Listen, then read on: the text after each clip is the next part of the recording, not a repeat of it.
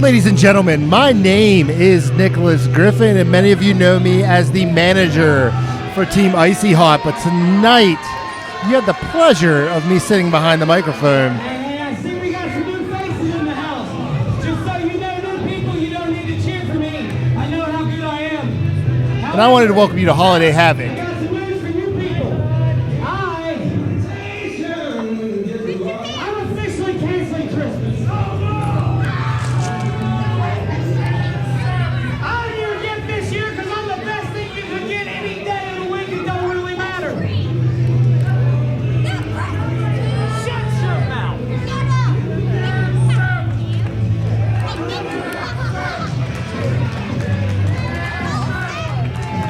Ladies and gentlemen, our former Black Diamond Heavyweight Champion Nathan Aldridge is now in the ring, and he is canceling Christmas.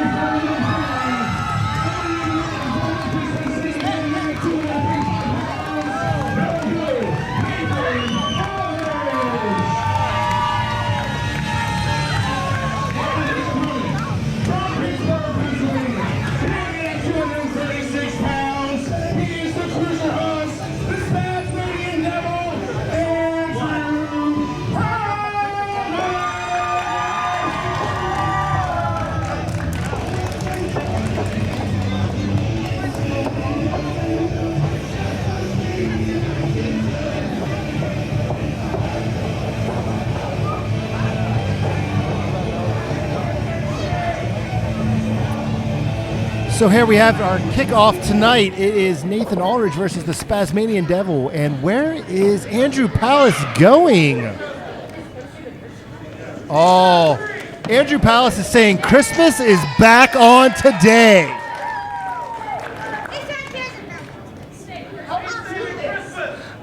The Spazmanian Devil is saving Christmas today.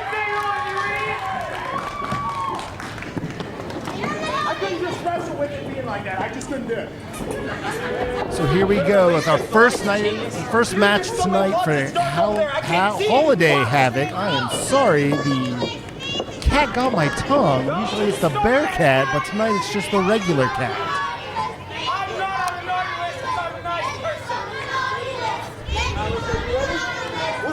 The crowd's letting them know that Nathan Aulridge is on the naughty list today for Santa Claus.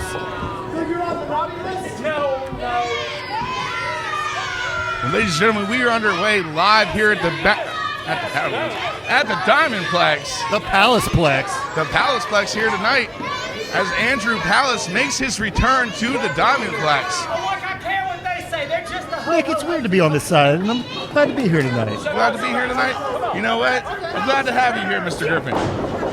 Well, you know, it's just, I needed to see things firsthand, and this is a little different for me. After last month, I needed a little rest, and I'm going to be glad to be here. Very hard-fought matchup last night. Speaking of hard-fought matchups, this is what we're going to have here tonight with Nathan Aulridge going up against Andrew Palace. The Spazmanian Devil has already got the crowd firmly behind him. So, I know it's a terrible thing to say, but I don't hate Nathan Aulridge. You know, I don't hate him either. Sometimes I hate his disdain for the crowd, though. You know, I like his work rate. I like his wrestling ability. I do hate his attitude. His attitude is terrible. Well, he does live by the mantra of no good, Nathan Aulridge. Yes, and he is no good. But there's just a little things that here and there that I like to watch him work.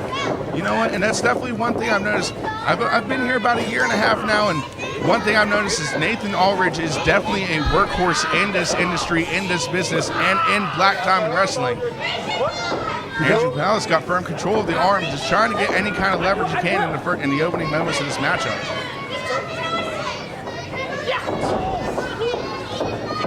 Shorter of the two men, but still trying to get firm control. But Nathan using that height advantage, trying to get out. But I think Andrew Palace is using experience to slip out of that and lock in a front face lock. His experience and his speed. And again, Andrew Palace saying that Nathan Aulridge is on the naughty list. You know what? I don't think he cares if he gets that lump of coal as he goes in for that cover, but a quick kick out from Palace. Yeah, no lump of coal, but it'll put that lump on your forehead, given the chance. Trust me, I've taken those kicks from Nathan Aulridge before. They do hurt. They are not a pleasantry. Yeah, you're a better man for me than that one. I wouldn't step in the ring with Nathan Aulridge. And again, Palace using that speed advantage that he has over Nathan Aulridge.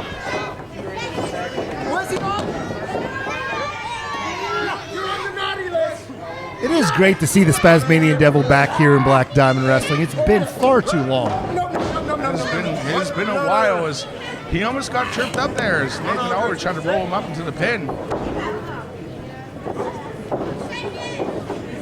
Still in firm control of that head. He's working that more and more every time. Nathan Aulridge has to use that power advantage and that size advantage that he has to take that control of this matchup then. Between the legs, waist lock. Again, using that speed. Nathan Aulridge fighting back with a back elbow, and a stomp to the foot just takes him right off his game. And it's a cliche. It's always speed versus power. But speed, did you see that? Speed's great, but in the end, power usually comes out on top. But I could be wrong. Tell you what, blink twice, you don't miss a move. Spazmanian Devil is just laying off moves.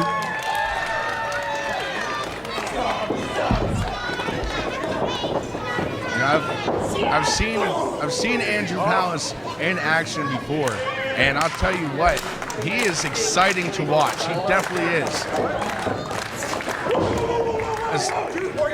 That's that no good, and a right to the eye. Straight for the eyes to get that upper advantage.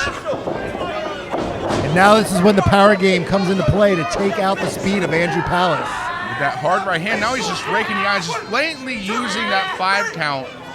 Every bit of it. It's disgraceful. And you know, you can talk about the return of Andrew Palace, but let's also talk about the return of Josh Maine, who used to be our senior referee. Yeah, it's been a long time. I'm glad to see him back taking control of what he used to call his ring. Yes, he was always the main referee here, and then he took some time off. Yeah, I know he's going to school, getting that education, but it's great to see him back. Big drop. Belly to back suplex from Nathan Aulridge. Goes in for that cover. No good Nathan is taking firm control with that choke. And again, just blatantly using every bit of that 5 count. But better be careful. Josh will disqualify him. Nathan knows how to play this rule, just to, walk that tightrope of right before getting disqualified. He does that almost every match I've ever seen him on.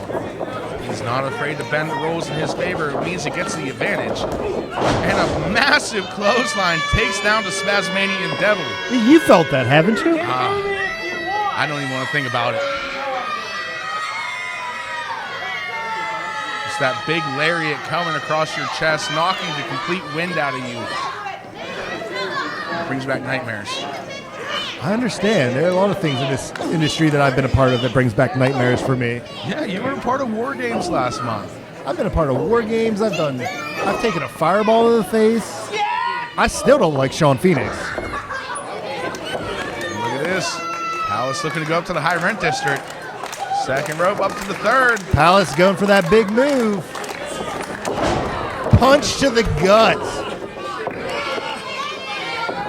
Palace tried to roll through on it, but that power of Nathan Aulridge was just too much. Took Palace right out of his game. And what is... Oh, headbutt to the sternum. Almost a Vader bomb-like headbutt. I like it.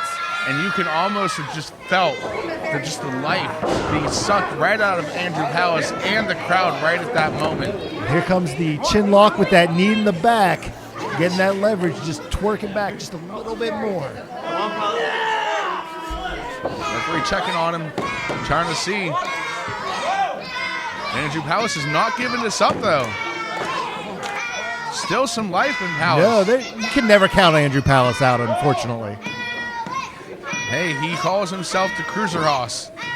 He wants to prove that even though he is smaller in stature, he is still very powerful and very big threat in that ring.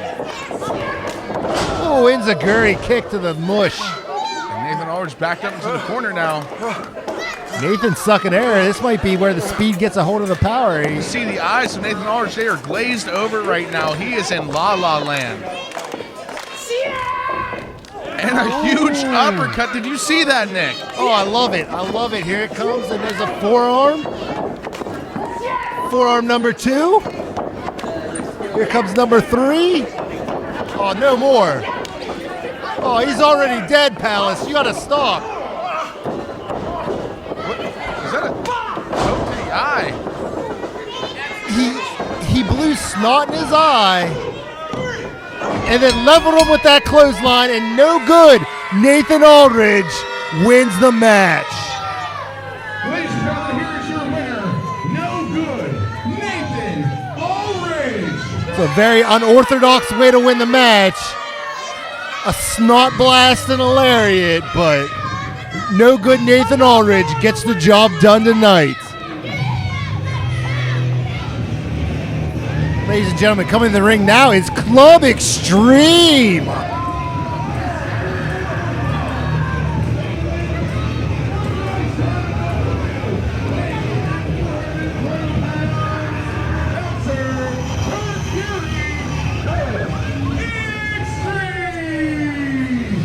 We haven't seen Club X-Treme since they were buried alive by the Reaper's Lot.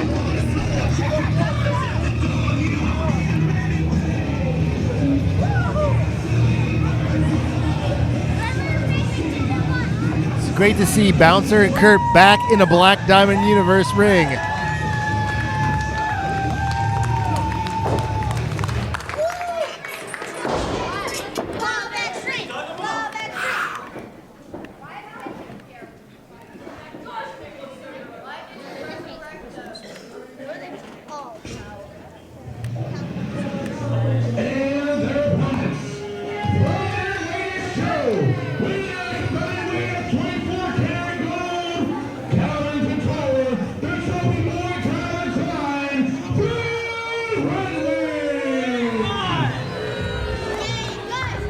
And it looks like the Runway is ready for Christmas. You look great, come on. Calvin Couture in that golden tinsel. Man, I've never seen someone look better than Calvin in that tinsel.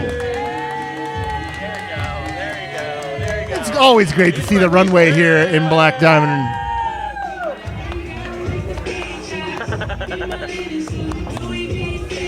Tyler Klein having a little bit of fun with the crowd here tonight. Oh, Calvin tossing his Santa hat. You know, this is a tag team matchup I've been excited to see since they announced it on the indie wrestling page. Yeah, we haven't seen Club X-Treme since the Buried Alive match. It's great to see him back. As you see, Bouncer coming back as a zombie with his gear. Look at that. That's what happens when you get buried, man. What happens when you get buried? He is bringing that zombie Welcome back, apocalypse. Club X-Treme.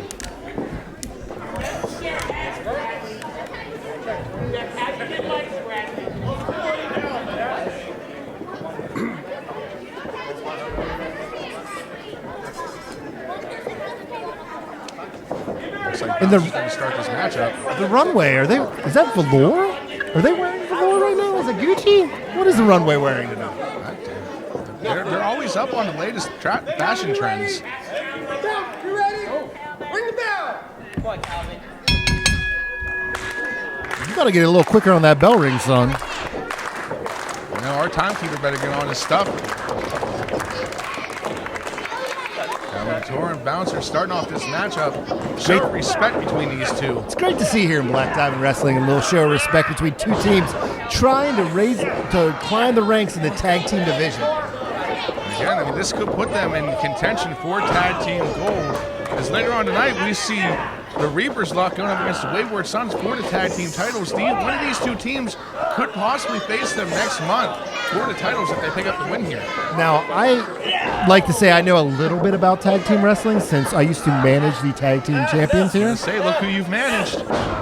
Team Icy Hot, but I think Club X-Treme has what it takes to get to the top. Now, sure, Buried Alive wasn't their night, but I think if they put another string, a couple wins together, they're going to be right up back at the top. Exactly, especially against a team like the Runway. I mean, getting a win against them could easily put them back in contention for the tag team titles. Now, the Runway are interesting because I don't always think that their mind's into wrestling. They're fashion week. They're on their yachts. They're always out partying with the top superstars that they can. But I'll tell you what, once they step between those ropes, they're all business. It's a good mix of fun. Look at that, talking about mind games. Now, don't tell Keith Haught, but Calvin Couture is my favorite wrestler. I might have to have a conversation with him. And in comes Tyler Klein off the tag. Bouncer did have the opportunity to tag out, but I guess he wants to go up against Tyler Klein. Well, Bouncer is a veteran here in the ring, and I think he just wants to test himself against these two young upstarts. Oh, Bouncer's got that hip swiggle. Tip for tat from both teams. Look at Kurt Fury. I think Bouncer's got it better than Kurt. I don't know. We might have to have a contest after this match.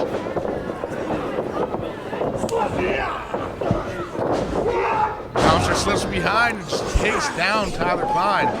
Okay, Klein. Okay, Tyler. Referee checking on him now. Hard chop takes down Tyler Klein. You can feel that just echoing right through the diamond plex here. That hurts me. That hurts my chest.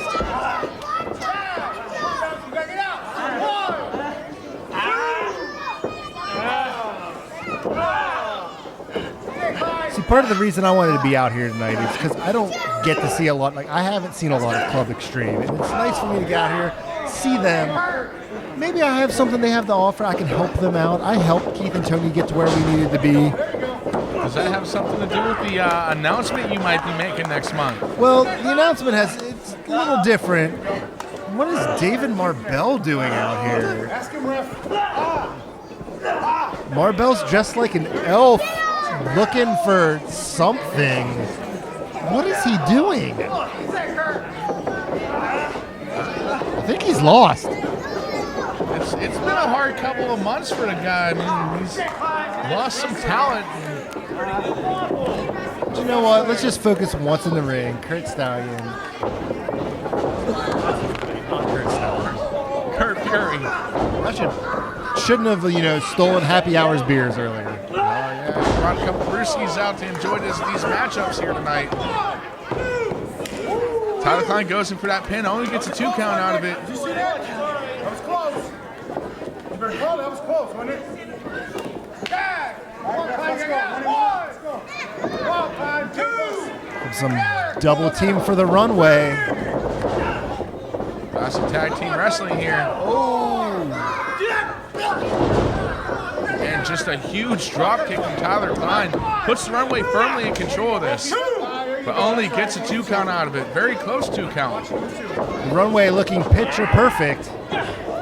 But see, this is tag team wrestling at its best. You cut off the ring and you make the quick tags. Just like they're doing right here.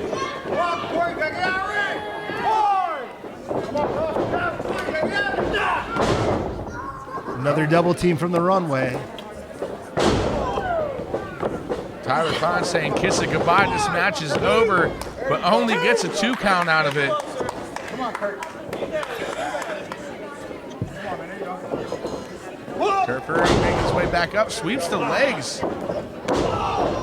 Maybe playing a little bit of possum there? Maybe he came through with that single stomp. I thought he was going for the double, but he just went with the single stomp. Come on, Kurt. Get out. 1. Come on. Get out, Kurt. And just like that, the veterans of the tag team game here just take the match back over, just like that. Tyler Klein is reeling. Tyler's fighting back, but I'm never going to count the Bouncer out, and that's why. Look at that. Just look at that. You see it? Did you see that clothesline? Bouncer took his head off. Let me do that. We better check Tyler Klein after this match, make sure he's not missing any teeth after that. And if he has all his teeth, he probably has a concussion after that. A huge leg drop. Goes in for the pin. Only gets a 2 count out of it, though. That was Runway's close. still fighting. Runway's still fighting. They got a lot of heart. Not a lot of heart, but how much time do they have left? That is the point. Bouncer is putting on the pressure. Now Bouncer hit the leg drop, but he didn't hit the big boot beforehand. Was that a mistake? Taking it back old school now. Nobody kicks out of the big boot leg drop. You know, maybe you should have a talk with Bouncer after the matchup. Well, if I was leading them, we might. That might be something we'd talk about. Come on, guys. Pure Fury calling for the fan support. And a huge low drop kick, just taking Tyler Klein right back out of it. He's got to make a tag. He's got to figure out something to get himself over to his corner and tag in Calvin Couture. Yeah, Tyler needs to get Calvin in the ring as soon as possible. And Calvin Couture trying to get this crowd behind him. Get his tag team partner over there to make that tag. Goes in for the cover.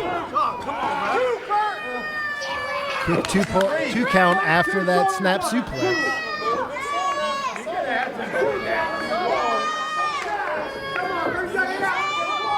They're setting up for Bouncer's going up to the second rope. You don't see the Bouncer go up top very often. Calvin Couture trying to prevent the double team. No avail. Ref gets in his way. The best thing Calvin could do there was distract the referee and keep it probably from a 3 count. No, it wasn't.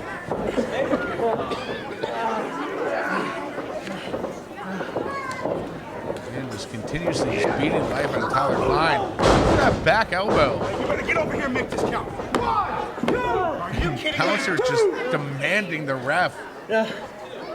I think Bouncer might be, earning a little respect for Tyler right Now, we're now. not counting how many teeth he has left in his mouth. We're talking about a match here.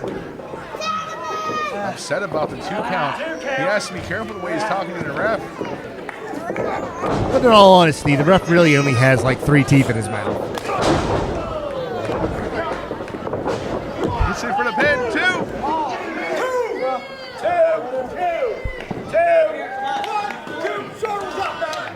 Bouncer's he's looking distraught. He doesn't know what he needs to do to put him down. He can't be arguing with the ref, though. I'll tell you what, that's wasting time, and that's giving Tyler Klein an opportunity to breathe. That's when the Runway steals it. I'm calling it. The Runway's going to steal it if he keeps fighting with the ref. These guys are fast, and they can switch the matchup in a heartbeat. Irish whip, another back elbow. I think that's like the 4th or 5th elbow I've seen out of this match. He's going to have welts across his chest for weeks. Calvin George is desperately reaching for the tag. Flossing before it. Little floss elbow time. Have you ever flossed before? I tried it once. It didn't look right. I don't have the moves to do the floss. I think I'm too old. I mean, you're never too old. Age is just a number. Like the chops. That is a timeless move, continuously used, and you know what? Easily just takes the life right out of you. Tyler needs to get out of the ring as soon as possible. He is just taking a beating. But he is still in this matchup. Somehow, some way, Tyler Klein is surviving. He's got a lot of heart. He's got a lot of fight, but he needs to get out as soon as possible. He cannot continue to take these double team moves, though. This is going to suck the life right out of him. You can see the frustration going across the face of Calvin Couture. Calvin wants to get in the ring, and he's stuck. He can't. There's nothing he Chopping at can the do. bits, just I have a 5 count. Tell him I have a 5 count. Please tell him I have a 5 count. You're only on 3. Calm down. Get out there. Bouncer using all of that 5 count. now dragging him back out of the corner. Bouncer telling me to tell the ref I'm not getting involved in this matchup. We're just here to talk about the match, not like get into it, right? I'm not irritating the wrong person and taking a clothesline. I mean, I was dressed to fight. I don't want to fight. And Bouncer upset again after the 2 count. Doesn't know what he got to do to put this kid away. I mean, they've been doing this for a long time, and I can see the frustration coming in. Here comes a big knee, it looks like. Never mind, he faked us all out. So goes in, just has a firm grip on Tyler Klein, just trying to just take the life right out of him. Just picking him apart. He is, but I'm seeing Tyler fight and fight and fight and show a lot of heart. Back elbows, this could be something, but does he have enough life to take it? Back elbow from Bouncer to Tyler, and Tyler is again back on the ground. Guess that's our answer. Tagging in Kurt Fury. And off the second rope, just stomping across that arm. Tyler Klein desperately needs to make a tag here. There's no ifs, ands, or buts about it. You know, the kid's showing a lot of heart, but there's not much more he can do. Couture trying to reach, trying to do anything just to prevent his partner from taking any more punishment. But another one of those low drop kicks. There's no life left in this kid. 2. But still keeps kicking out at 2. He's kicking out too, but he's got to get out of the ring.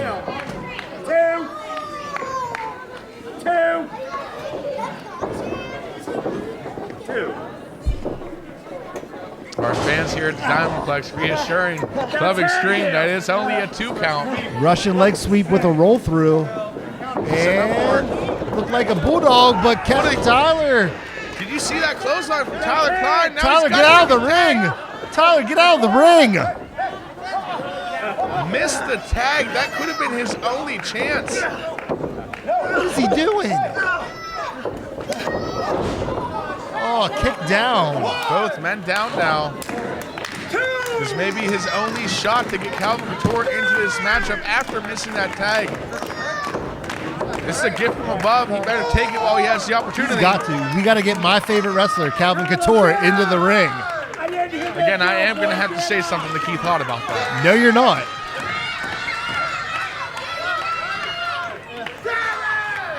Referee count to 7.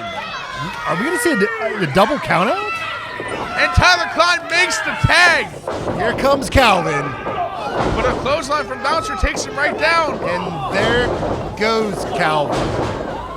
And now Bouncer just putting on a clinic by himself.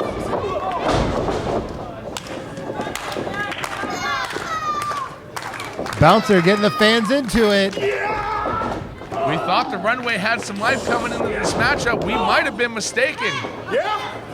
Bowser just going back and forth. Forearms to Calvin, forearms to Tyler. Those flying forearms hurt. Fashion Week might get canceled here pretty soon. Better make sure he doesn't break a nose. And There you go. huge drop kick from Tyler Klein after all the punishment he's taken in this matchup, was still able to get that off. Good for him. Ducks underneath the clothesline. Trouble in paradise. Not the legal man. Headlock driver. But Kurt Fury setting up what's for Kurt him. doing? Kurt's not the leader, is he? I think he is. Swanton right into the knees. Calvin, too smart for that. Spinning kick. Reversal after reversal. What is this? That's unorthodox. And we have a winner. And the Runway pulls it off with a quick roll-up. Ladies and gentlemen, here are your winners, the team of Calvin Couture and Tyler Klein, the Runway! Great to see the Runway pick up a win today.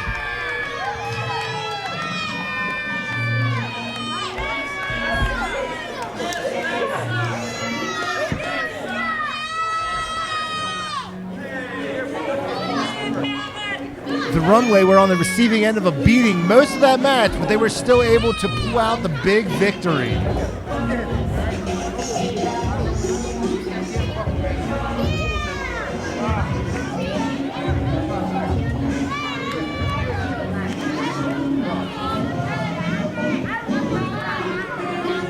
Runway's looking for a sign of respect, and it looks like Club Extreme's going to give it to him.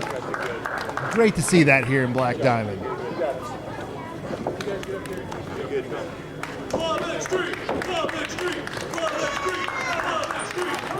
Ladies and gentlemen, give it up for both of these teams, Club Extreme and the Runway. This is what Black Diamond's all about. Great action, great respect for each other.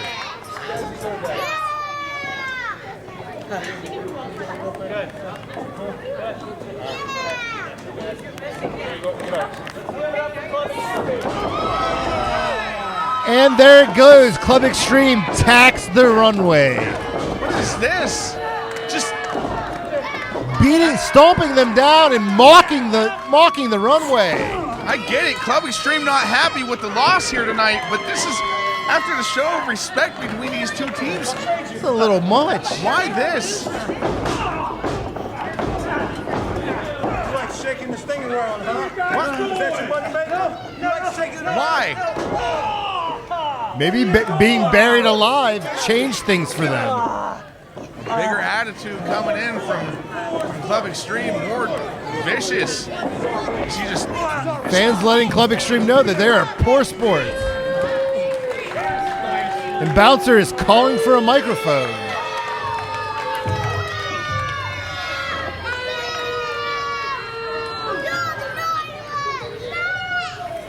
You people realize the mental and physical toll a buried alive match takes on you. Do you? No, you don't, because you've never done it. You've never been buried 6 foot deep. The last thing you see is a mound of dirt being poured over your body. You see, that's where you come in. That's where you people come in. Because month after month, the Kurt and I have been coming here to Black Diamond Wrestling. It's this entire front row is why we did what we just did. You assholes, and I use that term loosely, referring to this group here. You'd rather sit on your cell phones while we come out here and bust our asses for you, and you don't care. Not one of you, not one of you asked how Kurt and I were doing after that match. Not one of you. Did you get a letter? Did you get a text? You want to the phone? Yeah. One text. Really, there's no all the time. What was no text message, huh? I didn't get an email. I didn't get snail mail. I'm pretty sure we weren't going to get Christmas cards if we weren't here tonight asking, hey, how are you guys doing? Because you don't care. You don't care. So, we decided it was our turn. Good wrestlers, not skinny ones. Okay, for you guys that are over here on this side, he said good wrestlers, not shitty ones. Let me tell you a story, old man. That's right, I am. No, I don't give a shit what your shirt says. For 20 years, we've been beating the shit out of tag teams from was it Ohio, Pittsburgh, West Virginia, so on and so forth, for 20 years. What can you say after 20 years? You're missing every tooth in your mouth, asshole. Club Extreme with some harsh words for the fans.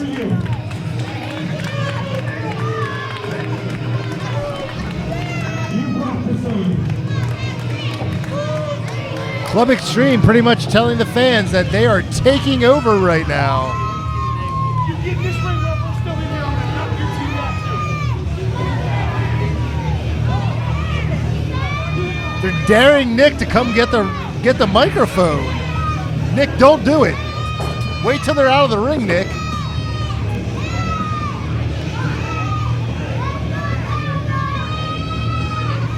No respect for this. Ladies and gentlemen, the men in charge, the Wayward Sons, they are coming to the ring. Now, at the end of War Games last week, Please welcome Gavin, Gary, the Wayward Sons. the end of War Games last month saw the Wayward Sons not only being assaulted by Rick Diamond, but also announcing they were taking over tonight, letting the fans vote on the main event and matches tonight.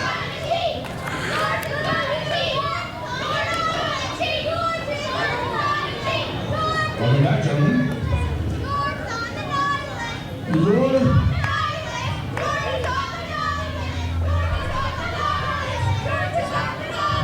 Hey, all right.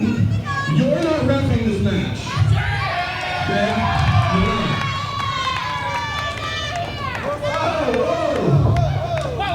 You're not reffing this match. I didn't say you were not competing in this match. So give me a ref, please. Sounds like the Wayward Sons are saying that George is not reffing tonight, You're not a ref either. but he's competing tonight. Is that Zeke Mercer in a ref uniform? And by the way, you're going to need this for your match. Have fun.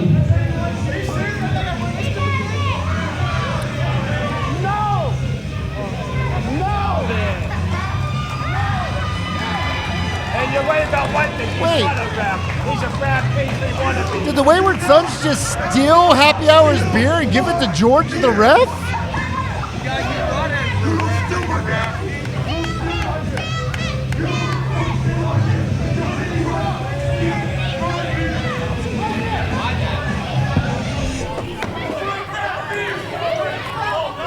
Everybody's hiding their beers from Happy Hour. Happy Hour's got an empty and he is not happy. He is unhappy hour right now. I'm 20 years sober. You stole my beer! You don't ever steal my beer! Happy Hour, he drank my beer too. He stole my beer too.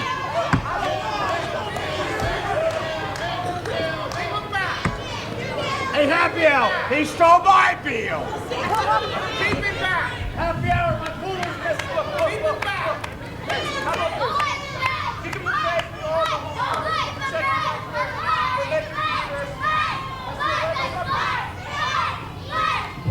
Ladies and gentlemen, the following contest is scheduled for one fall. Introducing first, from a bar near you, he is the hero of the bar room. It's Happy Hour! And his opponent, referee George Ross. George is in trouble. I'm just going to say it. George is in trouble. Why is Zeke reffing this match? It's a special guest referee We match. have like I guess. 4 refs on our roster. And Why is Zeke reffing? the Wayward Sons seem to have handpicked Zeke Mercer. This match is underway, but George Ross trying to avoid Happy Hour at any cost. George saying he's 20 years sober. Wayward Sons are saying he drank his beer. Well, if you remember last month here at the Diamondplex, Rick Diamond was arrested and the Wayward Sons were made general managers of the show here tonight.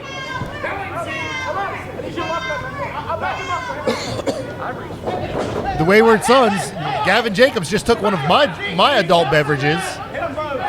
See, that's what you do. That's what happened. It fizzes and it explodes when you're rough with it.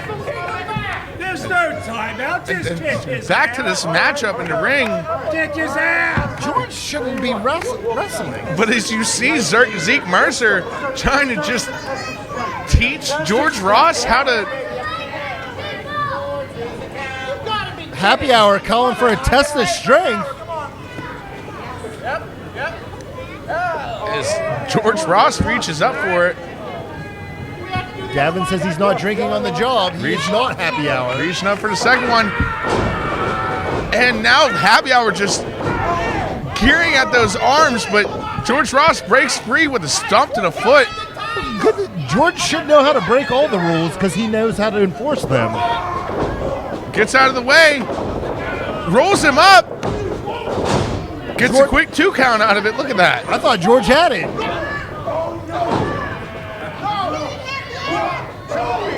And there's nothing happy about happy hour right now. he lost his beer. Is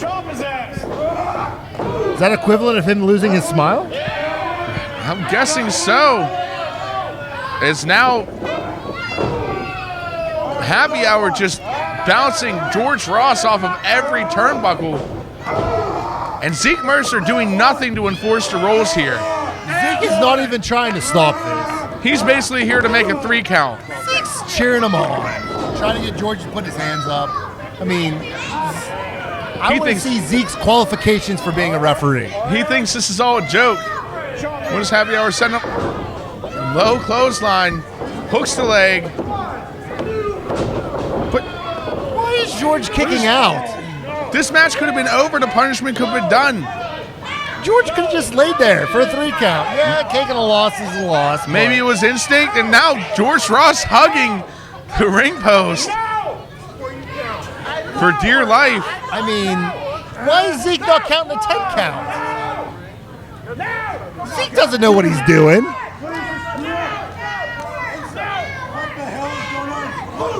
And would you look at that little bit of offense from George Ross bouncing happy hour off the post, and now his head off the ring apron. I mean, George knows what he's doing. Apparently knows what he's doing. Goes in for the pin, hooks the leg. It was good form on that pin. He hooked the leg. I'll tell you what, I'm impressed with George Ross so far. I didn't know he had it in him. Technically, since George is wearing stripes, could he make his own 3 count? I think the Wayward Sons took that away from him this match. So. It's a little bit confusing, I'm not going to lie to you. But look at this. George Ross going in for the choke. George taking almost all of that 5 count.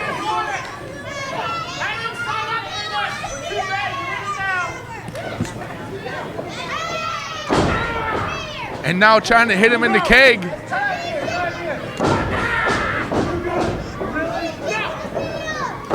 That's where happy hour keeps all of his strength. Well, look at that headbutt bouncing off the ropes. Last call from happy hour. Game over.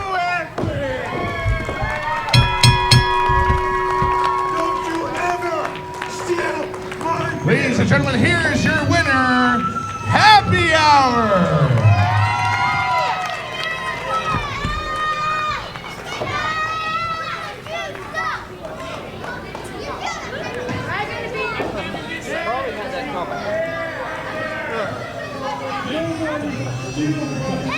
You see this, the Wayward Sons just hovering over George Ross. Did George really deserve this?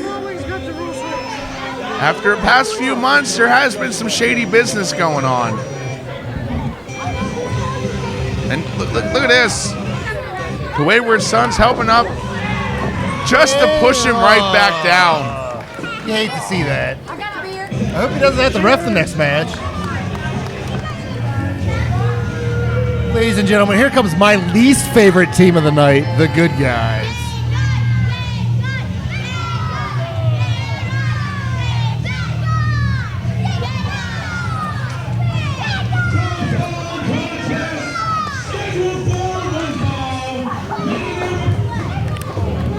And Brent Noctus stealing the microphone like he always does. Get out of my ring! Asshole!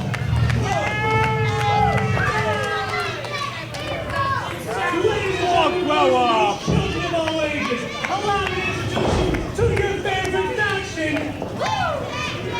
This is the greatest manager in all of professional wrestling! Asshole! Single and ready to mingle! Asshole! Live live! Hashtag date! Ronnie starts! I think I'm the best manager in wrestling, but we'll see. I'm pretty sure if you look on Tinder, you will find Ronnie Starks right now.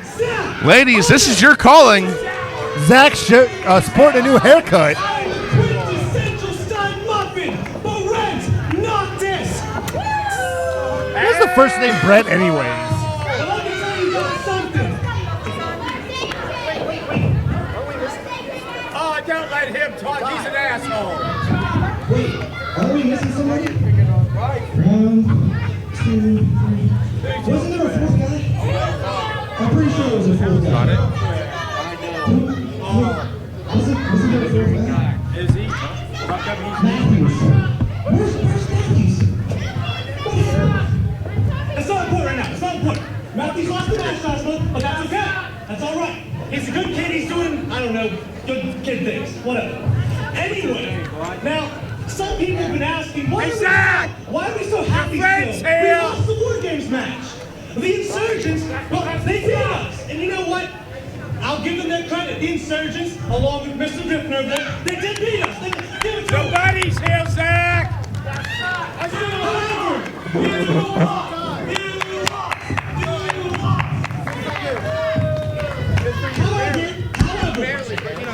At the end of the day, everything that we said was going to happen, including Zach cut his hair. Zach cut his hair.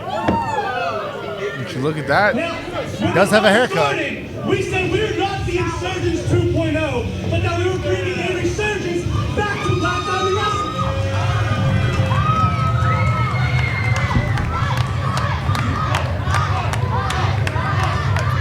Beastman is hurt enough.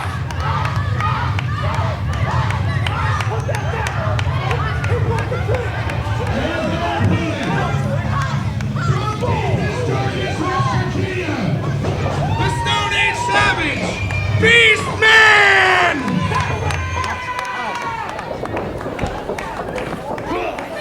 Brent Noctus was not done talking, but Beastman was ready to fight. Hey, Zach, your buddy's here. I don't have friends. Shut up. Oh, I'm your friend. Are you my only friend? What about Ronnie? I'm Ronnie, not you. Shut up. You know what? Hey, what's up? I got an idea. Come on. It's gonna I'm be not gonna lie. I respect the ability of the good guys. I hate them as people, but I respect the ability they have in the ring. I spent 6 months fighting them, being attacked after matches, but I had nothing to do with it. half of a year feuding with these guys. I mean, they had to have earned your respect. No, they're tough guys. I just unfortunately think that they got a tough draw tonight. Bell rings, 2-on-1, the good guys versus the Beastman. Is this 2-on-1 or 3-on-1? Are we going to see Ronnie Starks get in the match? If Ronnie was smart, he would not get in this match. For his well-being, no, come on, Ronnie. That's not something you want to do. Huge elbow to the forehead of Zach Hunter. Just rolls right out of the ring. You know, this Ronnie consoling his team, trying to put together some sort of plan. I'll tell you what, this is part of the reason I love calling Beastman matches. His aggression in the ring, it doesn't matter if it's 1 guy, 2 guys, 8 guys. He is going out there to destroy. As look at this. He is pulling out one of the Christmas trees. I just like seeing the good guys get beat up. So that seems reminiscent of last year when he got Behemoth with it. This might be a new Christmas tradition from Beastman. Beastman beating people with Christmas trees? Oh, God, Ronnie, he's chasing Ronnie Starks. Starks 205. He's got the bone, though. Right up your asshole.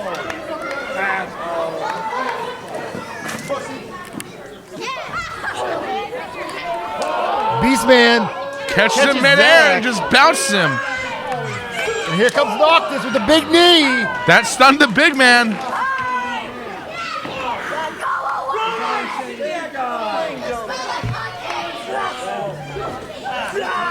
They're trying to get the big man back up to his feet. It could take all 3 of them. They're trying. Noctus might have knocked him out cold. I bet they're wishing they still had AJ Mathis with them here tonight. They probably should have just left him to be counted out. That might have been a smarter idea. At least you get the guaranteed win off of that. You can walk away with your head still on your shoulders. Brent Noctus blown up after lifting the Beastman into the ring. I'll tell you what, that's a big man. That is a lot of man. What is Ronnie Starks doing? He's a troll. What do you expect he's doing? He's doing troll things. So apparently it is now 3-on-1. Ronnie Starks is putting himself in the match. It appears as such. The referee is letting this go. He is part of the good guys. But look at this. Ronnie hasn't even taken off his toboggan.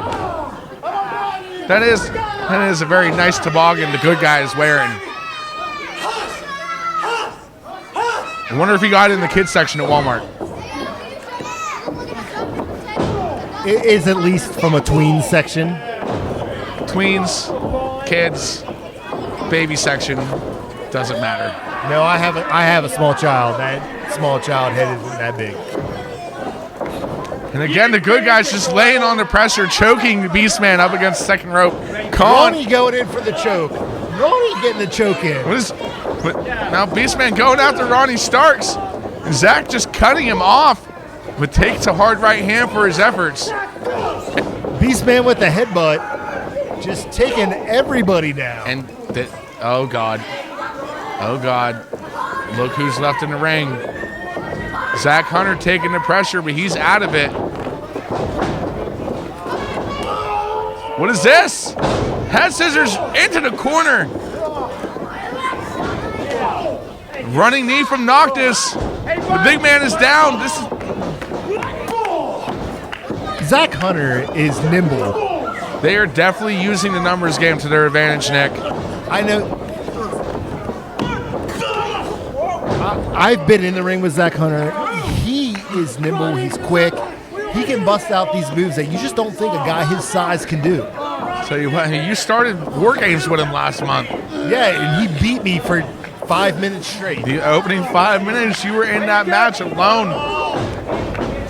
You did put up a little bit of fight against Zach. I mean, we won, so. That's all that matters. You got the W. We got the W. I lasted out what I needed to do. I hit my one move that I needed to do to inspire the team to win. But did you see that? The massive elbow from Beastman takes out Zach Hunter and a huge chop. I love seeing Brent Noctus get chopped. It's that power game of Beastman. But he ducks underneath the clothesline, and look at that! Not only does he have power, he has speed. I didn't know the Beastman could speak English. He's been taking some Rosetta Stone classes. I thought he could just speak caveman. You know what? He's evolving. That's scary for all of us. Darwinism is not dead. No, it's not. And Beastman now firmly getting the crowd behind him. Ronnie Starks making the biggest mistake of his life. Grabbing the leg like the troll from the bridge. But a double super kick, the distraction worked. Or double clothesline, and the good guys are down. The power just might be too much for these two.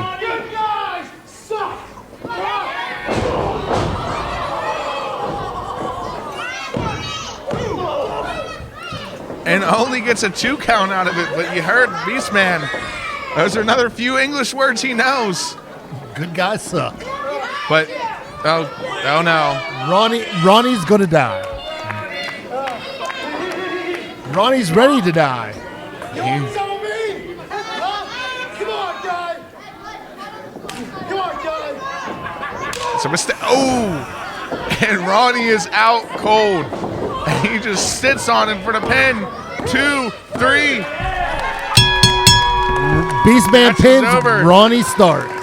Ladies and gentlemen, here is your winner, the Stone Age Savage, Beastman! I can't say that I don't hate to see the good guys pick up another loss this week. Oh, the Beastman is wearing Ronnie Stark's hat, and he's trying to wear the coat. I didn't think that hat could get any bigger. I think he realized that coat was 3 sizes too small. Like in the Grinch, but this time it's a coat. Beastman's calling for a microphone.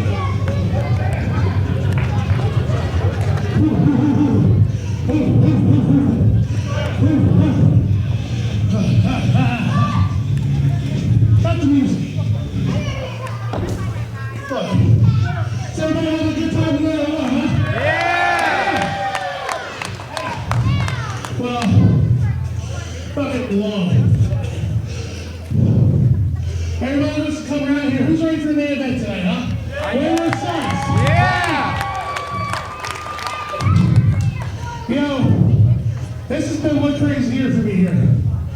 My blood's spattered all over this pony. Darbo's my manager. And I know we all can't win, can't we? So, well, you know what happened a year ago? I wasn't even on the show. No, instead I'm watching Nathan Aulridge and Gavin Jacobs wrestle out here for the main event for the belt I just lost, the BDW heavyweight title. And you know what? It's been a year since I had a title shot, so this is what I'm going to do on January 5th, right here in the Diamondplex. Payton Graham, Reznikk, either way, so I'm laying down a challenge. I want my heavyweight title back, and I'm going to get it either way or another. I'm challenging you, Payton Graham or Reznikk. I want the Black Diamond Wrestling Heavyweight Championship, and it's going to happen on January 5th, so I'll put you both on notice. The Beastman putting the winner of tonight's title match on notice that he is the #1 contender, that he will be fighting January 5th for the Black Diamond Heavyweight Championship. Hold on. Whenever it's time for the Great Alexander to come out, Nick Nichols, all you need to do is sit back and shut your mouth.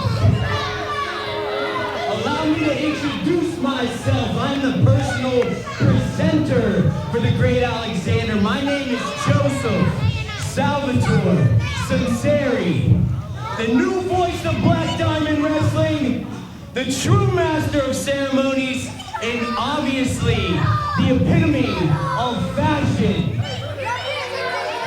Well, people of West Virginia, this is a time for us to be thankful.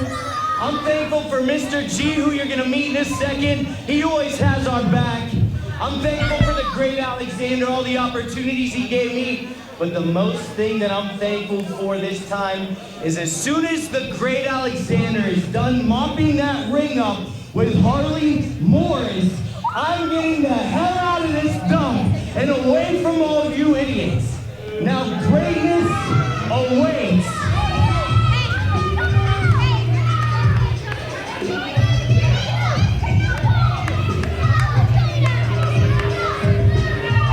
Ladies and gentlemen, here comes the Great Alexander with apparently his own personal ring announcer. Looks like he has a bouncer with him.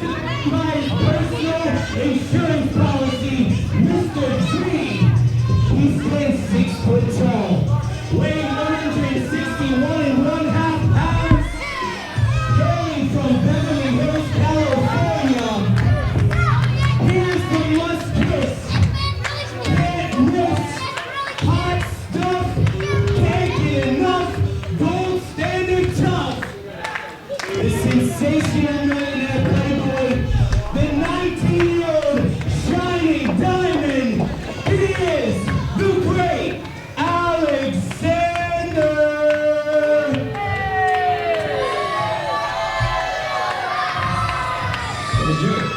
Let me show you how the real voice of Black Diamond does it.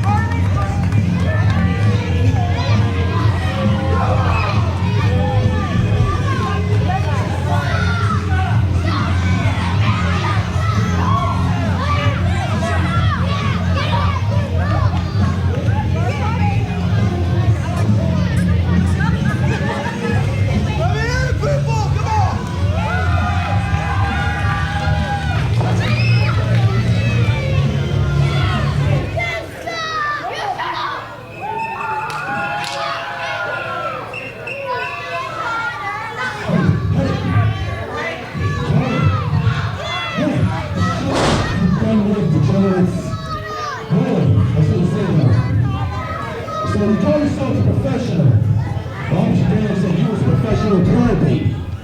Because you cried about how you lost this boat to Officer Dan. So what I have to say to you is, Turn the next match. What do you say?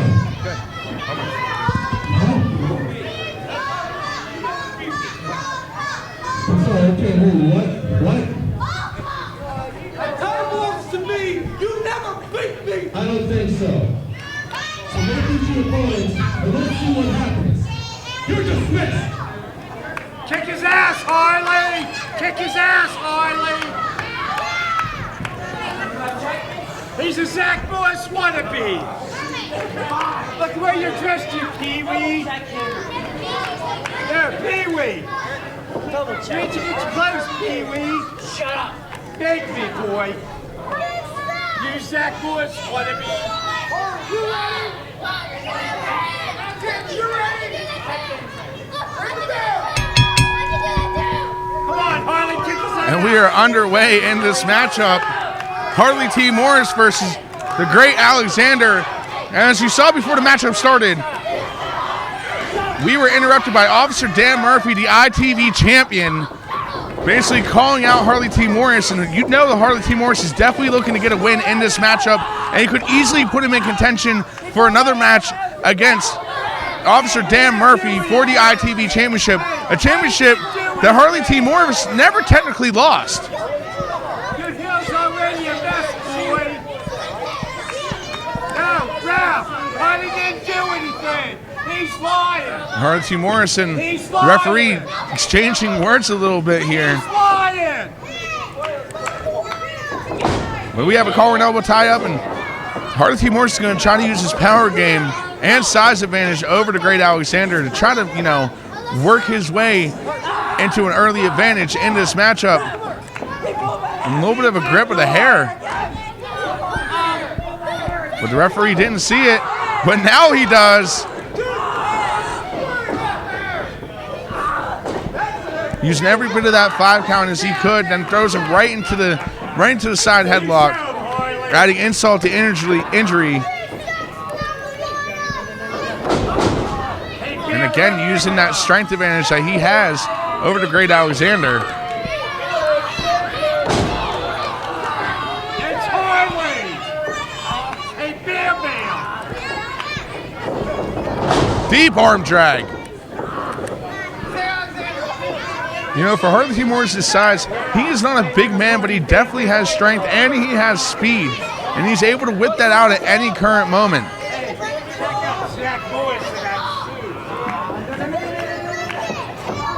Just adding extra pressure onto the arm here.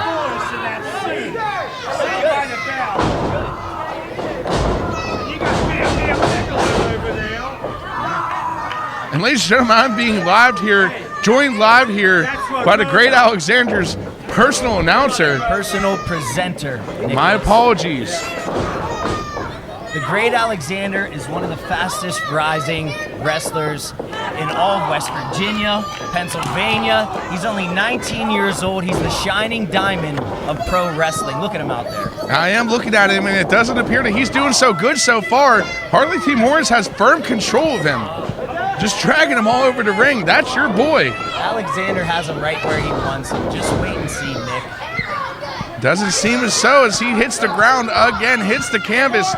And again, Harley T. Morris is going to just bounce him right off that top turnbuckle.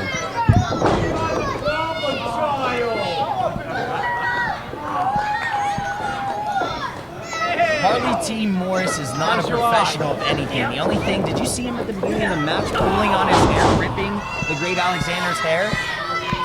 You got to do what you got to do sometimes to get that early advantage. He's supposed to be a professional. Sometimes you got to bend the rules. Professionals know that. There you go. Look at that. That is a professional move right there. It's okay. I've seen better hip tosses. Take down snap there, and a low drop kick gets into the cover. How do you feel about seeing your boy like this? He's reeling right now. Tell me what your thoughts are. This is your guy. The great Alexander is going to make a comeback. Look at this right now. Throwing Harley off the ropes, blocking the kick, and feeding him one right to his face. If you think Harley T. Morris is going to win this match, you're about as dumb as his haircut. But look, that was a dirty move. Then you have Mr. G, whoever that's supposed to be, interfering while the ref's distracted. You're So not that- cheating, you're not trying. That just shows me that the great Alexander can't get it done on his own. You're going to do something for the match. I'm just going to say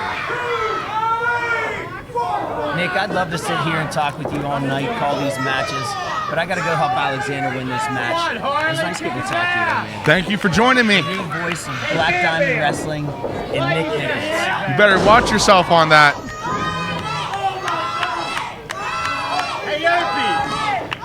And now the great Alexander is in control of Harley T. Morris, and it appears that I am being joined again by Nick Griffin. I'm sorry your spot was stolen there for a few minutes, and I mean, look at this. that kid with the fresh suit, like, kind of just kicked me away. And what is this guy doing? Mr. G coming out with the great Alexander, and there's been nothing but a problem in this matchup. Every time the referee's back has been turned, he has taken complete advantage of Harley T. Morris. I think it's an insurance policy. I mean, he's very freshly dressed. I'll give him that much.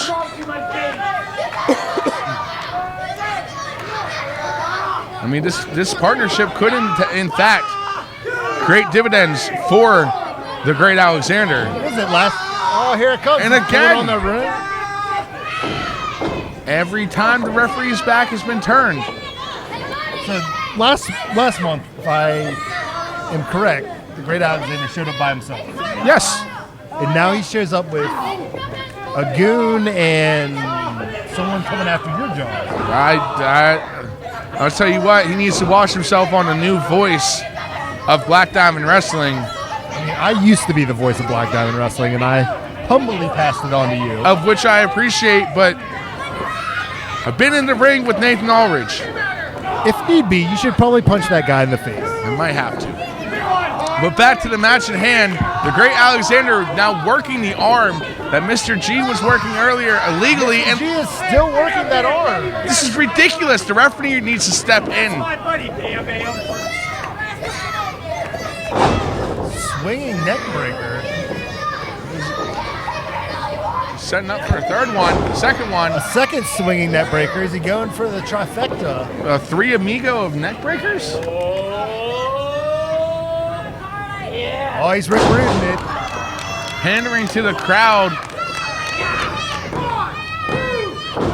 It's going to take more than that to put the professional away. And I'll tell you what, the great Alexander needs to be careful with that, because just an instant, Harley T. Morris can flip this match right back in his favor.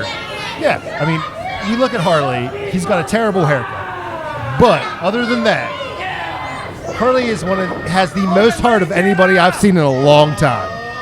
You know, we've kind of seen a renaissance of Harley T. Morris over the past few months. I've been a fan of Black Diamond Wrestling for 6 years now, and I used to come in when Harley was just a young guy. This, two.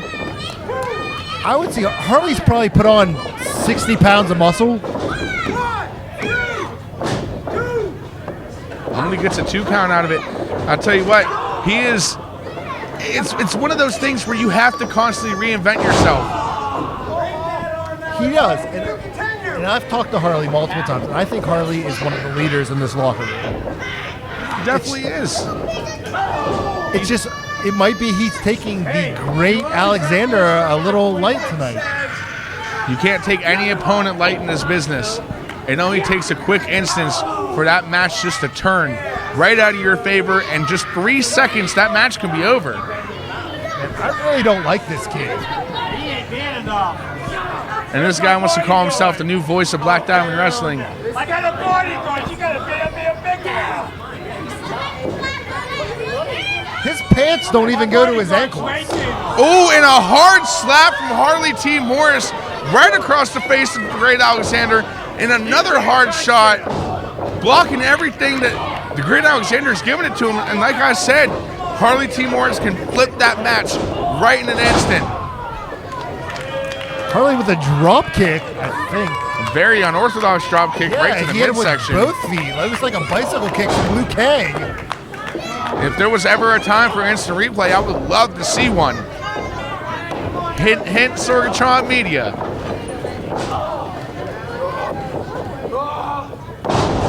And a hard slam takes down the Great Alexander, using his power. Turning a back body drop into a Uranagi.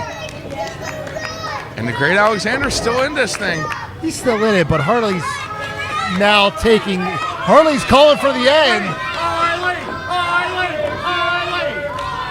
Break his neck, Harley! It's Harley Morris setting up for you. He's taking some punish. He's taking some punishment in this matchup, and he's got to find a way to put this away. Great Alexander putting some pressure on. What's this guy doing?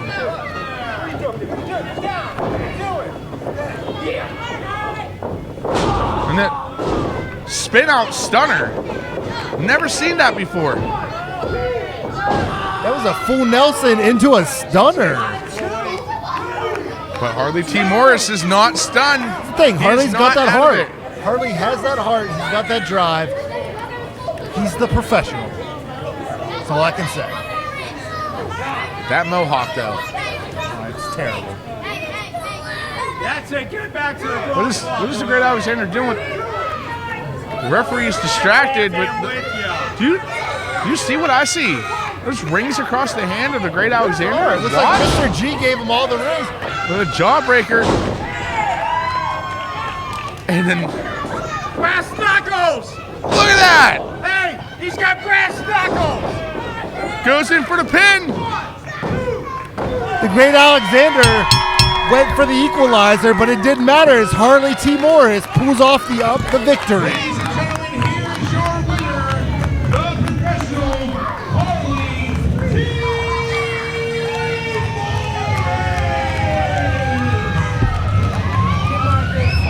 And Nick Farah shows everybody why he's the true voice of Black Diamond Wrestling. But what is this? A title run. Officer Dan slides in with the title shot from the belt that he took from Harley T. Morris. What is wrong with you?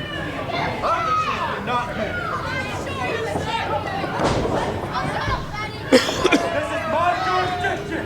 You understand me, huh? RT Morris got the win, but Officer Dan Murphy adding insult to injury after that hard-fought matchup of Harley T. Morris. Officer Dan lays him down. I'm the champion. I'm your champion. You shut your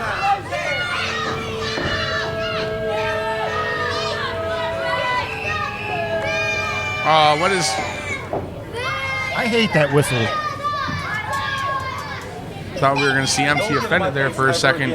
You're not getting a shot at I think they walked out as this. Get out of my face. Dan Murphy just stomping away. Again, adding insult to injury, He's Nick. letting the fans know what he thinks of them.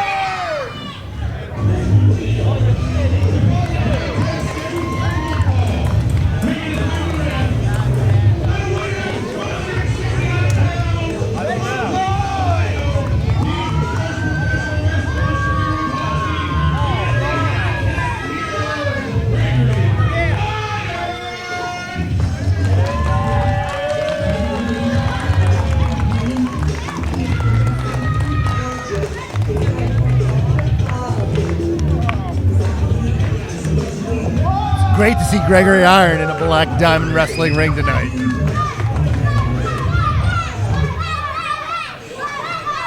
Unfortunately for him, he's got a tough order in the Iceman, Tony Johnson.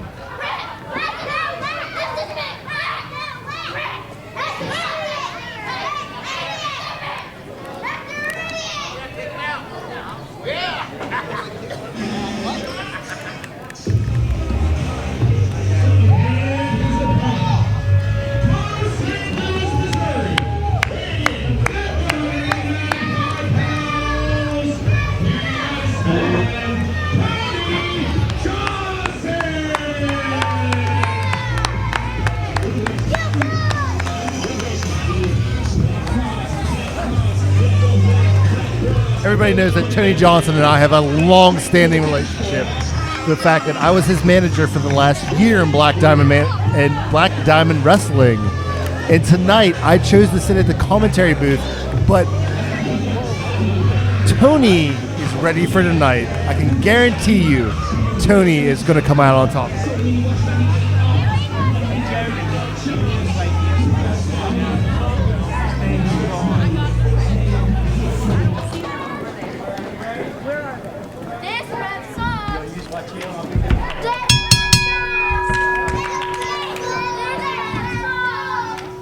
Nick, I've been waiting for this match all night. You know, I've been pretty excited about it too. I've never had the opportunity to see Gregory Iron in a matchup. And so I've traveled to Cleveland multiple times. I've had the privilege of seeing Gregory Irons wrestle multiple times. But can't stand a chance against my boy Tony Johnson. I've seen Tony Johnson, you know, wrestle several times with his tag team partner Keith Haught. But I don't know. I'm excited to see what he can do against Gregory Iron and exactly what Gregory Iron can do against him. That's the thing. You've not had the privilege of seeing a Tony Johnson match, a singles Tony Johnson match. Not in a while. I remember when he was the old Black Diamond Wrestling heavyweight champion. It goes back some time. Yes, I've been a fan for multiple years. We get it. You're old, Nick. I am old. Now look at this. Tony Johnson using his size advantage against Gregory Iron. Putting that pressure on the arm, but Gregory Iron doing everything he possibly can to slip out. I'll tell you what, Gregory Iron definitely an inspiration. The first professional wrestler with cerebral palsy. He is, and it's commendable. But Tony Johnson has just got him in size. He's got him in strength. He's got him in agility. Tony Johnson is just the top athlete that Black Diamond has to offer. He is a very, very qualified athlete. But from what I've heard about Gregory Iron, he is a threat in that ring. Look at that. That's a prime example. Tony makes a mistake that doesn't happen often. And gets a deep arm drag, but Tony Johnson with one of his own. And now, look at this. Stalemate. A little sign of respect. Respect. I respect this man. It's good to hear. Give it up for him. Giving it up for Tony. Oh, what a quick and hard chop from Tony Johnson. And a big drop kick. So to get ready for War Games, I got to step into the ring with Tony and do a training regimen with Tony. Those chops hurt. County now. It's quick. Gregory can tell you that those fast, chops hurt. and it's hard. How's that chest feeling of yours? Chops. Gregory says those chops are not good. And look at this Tony Johnson just begging Gregory Iron to get back in the ring. See, a win tonight could open up Tony in multiple other promotions. You can see Tony in the Cleveland area break out because he beats Gregory Iron tonight. This is a huge match for Tony Johnson. That's why they always say you never look past an opponent. Every match counts. It doesn't have to be the main event. It doesn't have to be semi-main. Every match counts.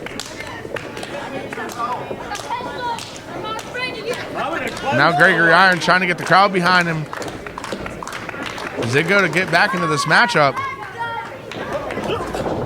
Goes for calling out Wataya, but Gregory Iron ducks underneath it.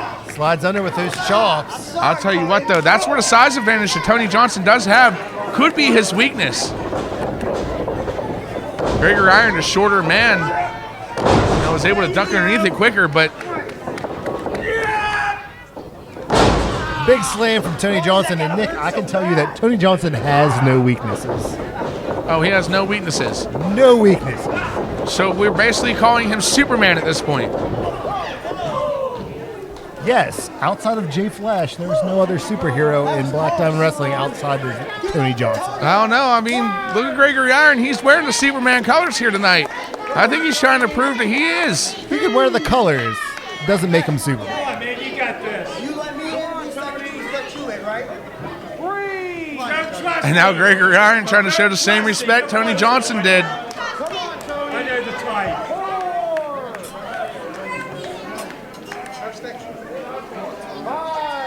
Gregory Iron letting Tony Johnson back into the ring without an attack. It is great to see a match with this much respect in it. Gregory Iron definitely showing he's a sport, but what is What is that? Tony Johnson is taking advantage of a situation that was presented to him.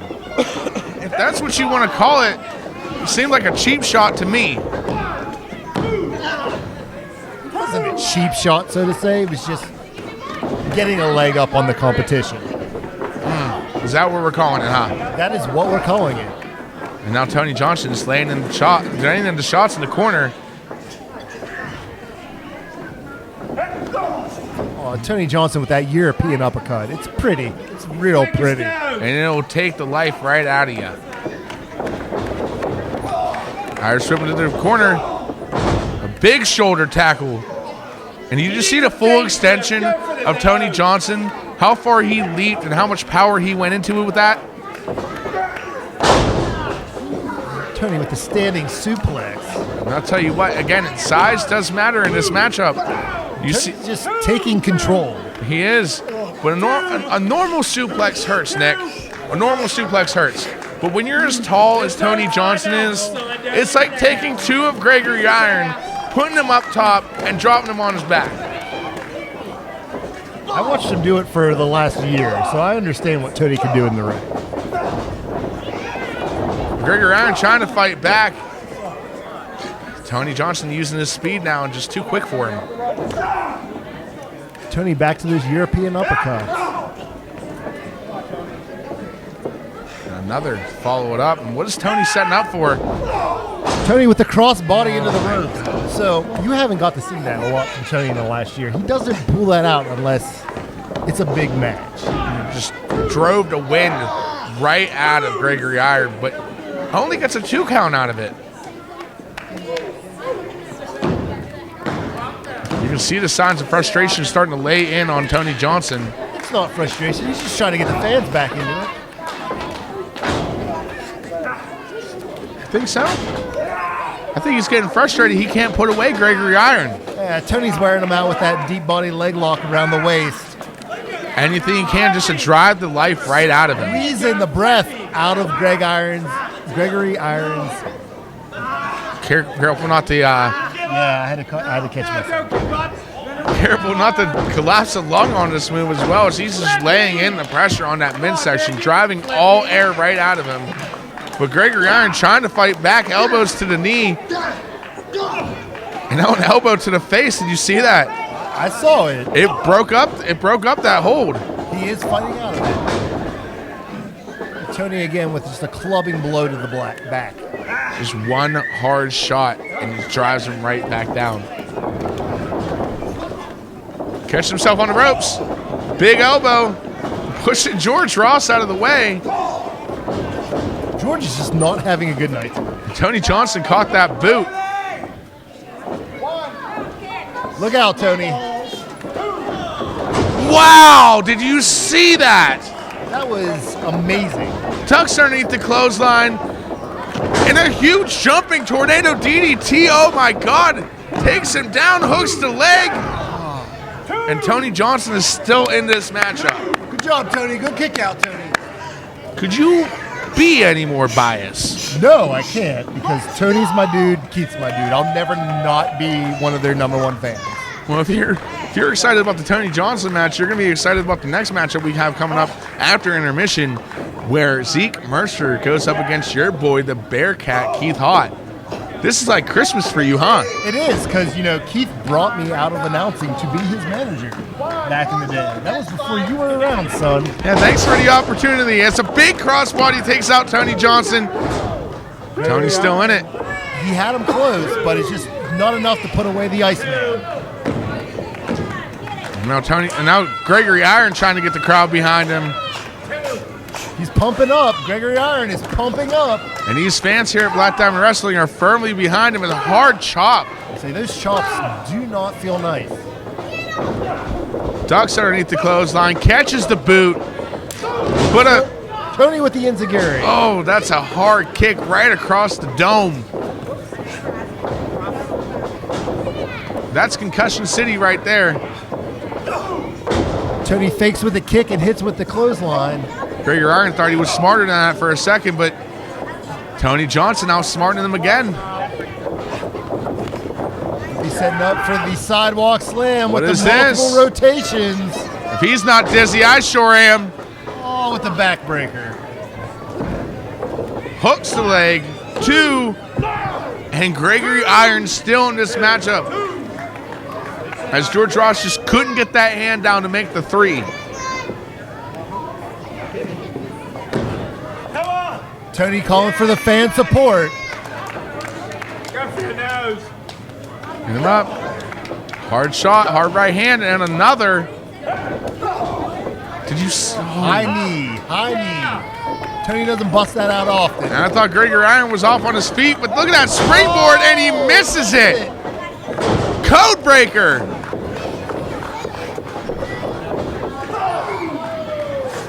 And Gregory Iron is on fire. That leaping clothesline, he's going to the top rope. He is red hot right now as he goes up. Tony with the high kick. And just put that fire right out, and it seems as though Gregory Iron is out on the second rope. Pretty sure I just saw his eyes roll the back of his head. They are glazed over right now, my man. And what is this? Tony with the superplex. Oh my God, a superplex, and both men are down. Tony with the cover, he's hooking the leg. And Gregory Iron kicked out. I don't think Tony Johnson was able to get that full hook of the leg, gave Gregory Iron the opportunity to kick out there. If he would have had the full hook, this match could have been over right now. Tony calling for that ice pick kick. He's put down everybody in Black Diamond Wrestling with this. If he hits this, it's over. I wouldn't want to take it. And dives out, grabs him up, rolls him up. Tucks under, face plants him. Reverse STO from Gregory Irons, and Tony smartly rolls to the outside. That is such a smart move. You can't get pinned outside the ring, but you can get counted out. And Tony Johnson needs to be careful. He needs to catch his breath, but at the same time, get back into this matchup. Tony's just taking a breather. He's getting ready, but Gregory's making a dive. This suicide dive. Hey, Gregory Iron's back up. He's pumped. He's ready. He's good. He's looking for that big win here in Black Diamond. And a hard knife edge chop right across the chest of the Iceman. What? Oh, no. This could be a mistake. He can't go to the well too many times. Come on, Tony. But that time it worked. Oh, my boy is taking a beating right now. Your boy is on the edge of losing this match. Can't. Gregory Iron going for number 3. We can't have a 3 amigos here. You got to figure Tony Johnson might be expecting this. And he looks like he tell Brent springboard. Kick to the head. Here it comes. Ice pick kick. They don't get up from this, son. And guess you were Tony right. Johnson with a big win. Ladies and gentlemen, here's your winner, the Iceman, Tony Johnson! Good, brother?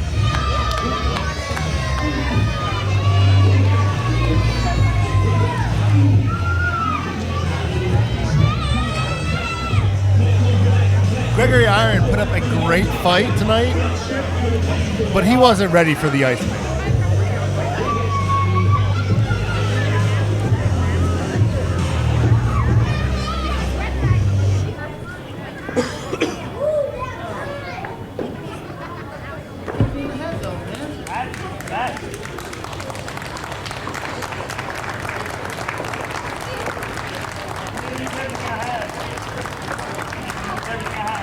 And a great ovation from this Black Diamond crowd. You show respect from the fans. Tony's always going to show us respect.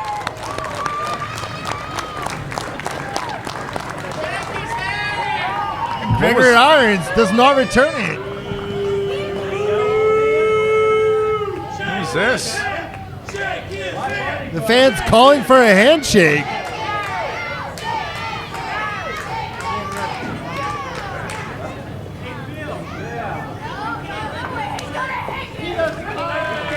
That's what we like to see here in Black Diamond Wrestling. Huge sign of respect from both competitors. Hard-fought matchup. Hard-fought win. Great to see Tony Johnson back on top in a singles win. This could be a start for a heavyweight title run for Tony Johnson.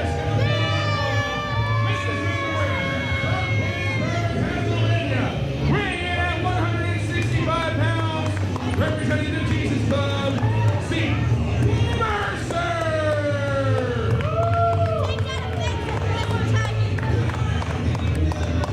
Let's hope that Zeke Mercer's wrestling ability is way better than his refereeing ability.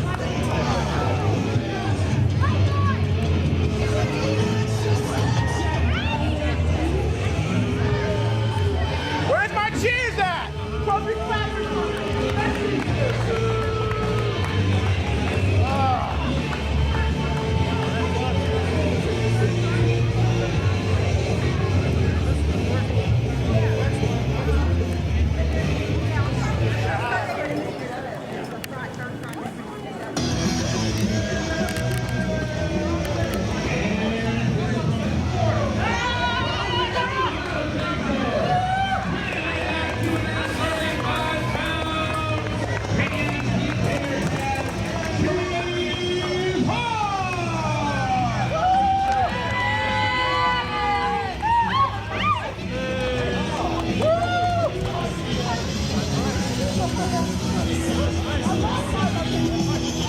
Everybody knows I have a soft spot in my heart for Keith Haught since he brought me from being the original voice of Black Diamond Wrestling into being his manager.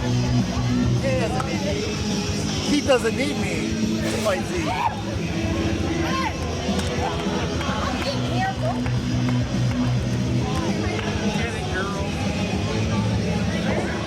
That is my boy. As Nick is saying, if you can't hear him, he's calling Keith my boy, which I will never not say that Keith or Tony are not my boy. Referee getting ready to start off this matchup to begin the second half of Holiday Havoc. No, my bodyguard would have took you out. Have my 3-year regular shot. These fans behind me are yelling at me. I think you deserve it. I don't.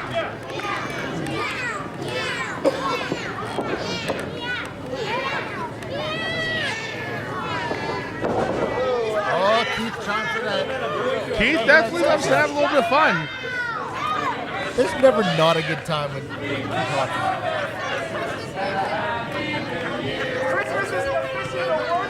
And is he singing Christmas carols with? Yeah. I mean, it is Holiday Havoc, and he is. He's just trying to give Josh Main an early Christmas present. I think that's all he wanted. Early Christmas present. Merry Christmas to us all. Check the butt. Check the butt. Check the butt. Trying to get the ref to check Zeke's butt. Would you look at that? You see that cartwheel? Very, He is agile. very athletic. Mercer, you ready? I'm ready. Don't touch my butt. All right, let's ring that bell. And this matchup is officially underway. He's starting with the meow chants. Keith breaking out some Legend of Zelda fights tonight. And I think that the green is definitely festive. It fits the move. Everyone's having a good time. And now Keith Haught having a little bit of fun with Zeke Mercer, backing him off real quick. There's a little twerk on that. Little twerk of the hips. A little twerk of the hips. Hey, if it works, it works. And Zeke Mercer clearly upset. This is not Zeke Mercer's first time out here tonight. He did do a special guest referee match earlier on. And you weren't here, but I'll let you know that I told fans earlier that I think his wrestling ability is better than his referee ability. I'm not gonna say it was god awful, but I think Zeke is better as a performer in the ring than officiating the match. And now Keith Haught definitely using his size advantage on the young Zeke Mercer. The best thing I've ever said about Come on, What was that? That's probably the best thing I've ever heard said about Zeke Mercer. Well, you know what? They don't come often.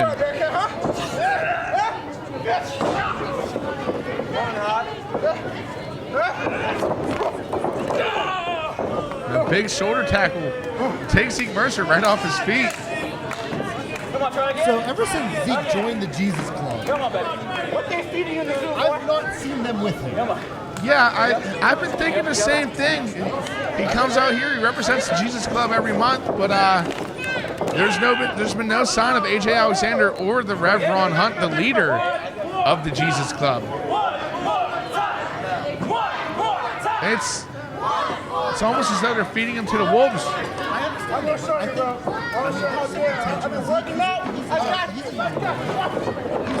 What, 19, maybe 20 years old? I think he's 20 years old. And, you know, he's definitely lacking experience when it comes to going up against Keith Haught.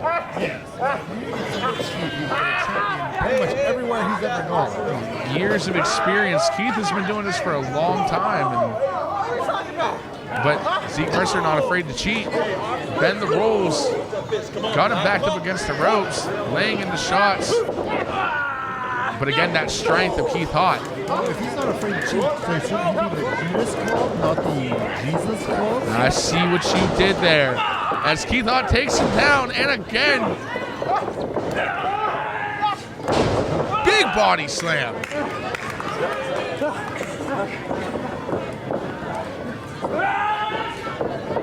Setting up for him. Sliding lariat. Takes him right down and hooks the legs. Only gets a 2 count out of it. And look at that. That is very smart of Zeke Mercer rolling out of the ring. Trying to take a timeout. He's trying to take a timeout, but he's more worried about the fans than he is with Keith. Going for 2 chops. Hard chops. I don't think it's phasing Keith Haught, though. He's not at all. Blocking that chop now. And a hard one for Zeke Mercer. Did you hear that? That would hurt. That echoed through the Diamond I Flex. felt that chop from Keith. And now the fans. Are they holding back? Oh. Back. You okay? All right, man, let's keep the action in the ring. Come on. You never know what's going to happen. Josh has lost control of this. And another hard chop. I'm just throwing Zeke Mercer back into the ring. I'll tell you what, Zeke Mercer has speed, but the lack of experience compared to Keith Haught. Drop kick right to the knee. Might have spoken too soon, because I'll tell you what. That was a very veteran move of Zeke Mercer.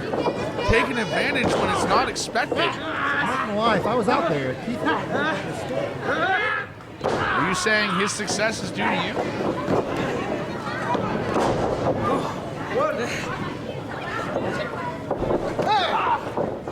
Now Zeke trying to land the kicks. Snapmare takedown. And now a running kick goes into the cover now. And he has Keith Haught reeling. Definitely taking Keith Haught off his game as he's attacking that leg. And I'll tell you what, attacking that leg is definitely detrimental for Keith Haught's offense.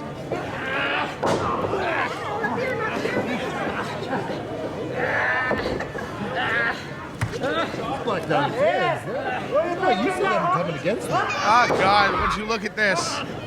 Look who's coming down the ramp. What's David Marbell doing out here? Guess he's scouting new talent? I mean, I've been scouting talent all night. What's on his face? Very dark, festive. I mean, what was his name to leave that kind of mark on his face? I see what you did there. Apparently he did. Back to the matchup. And Zeke Mercer is still working that leg, taking out the base of Keith Haught. I know he's not trying to like check out my boy Keith. Not even the Grinch that stole Christmas. It's like The Grinch, you stole your talent? Again, Zeke Mercer still attacking that base, not allowing Keith Haught to get to a vertical base, just attacking that leg. More pressure, more pressure. And that leg drop DDT. I really like that move though. Smart. It's smart because he's trying to chop Keith down, but it's not going to work. But now adding insult to injury, just look as he just stomps right across the ankle. Hooks the leg, hooks both, but only gets a 1 count out of it. That shows you something there that Keith Haught, after taking a little bit of punishment like that, still able to kick out at 1. There's nobody in the wrestling business that has a bigger heart than Keith. Big heart, but taking out that base and just attacking him like that, this matchup could be over soon. He's always going to fight back, especially against the top like As he tosses Zeke into the corner, and a hard knife edge chop, driving the wind right out of him. Just hobbling, you can still see he's still feeling the effects of all that damage done to his leg.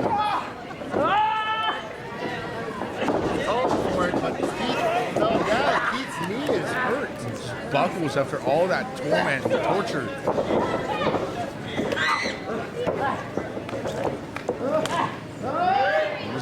Zeke setting up for it. Going for that single leg Boston crab. And that just Made torques. famous by Lance Storm. But Keith Haught still fighting back, still trying to make it to those ropes. Come on, Keith, get out of this. Trying to make it to that bottom rope. He has to do it, and he'll break the hold. Keith's in a lot of pain right now, but he's strong. He's tough. Makes it. Keith's gonna get out of it. But look at Zeke just laying in the shots, using every bit of that 5 count. I mean, we haven't seen Josh in a while here. His wrestling skills may attempt to break that. Would you want to get in between these two?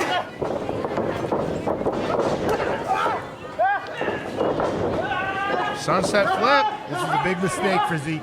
This is the beginning of the end. I'm calling it right now. Slaps the hands away. Just lays it right down across the chest of Zeke Mercer. That, sir, is calling it, dropping it like it's hot. Dropping it like it's hot. You think Marbell saw that? I'm sure Marbell saw that, but there's nothing he can do with it. He doesn't seem too impressed, though.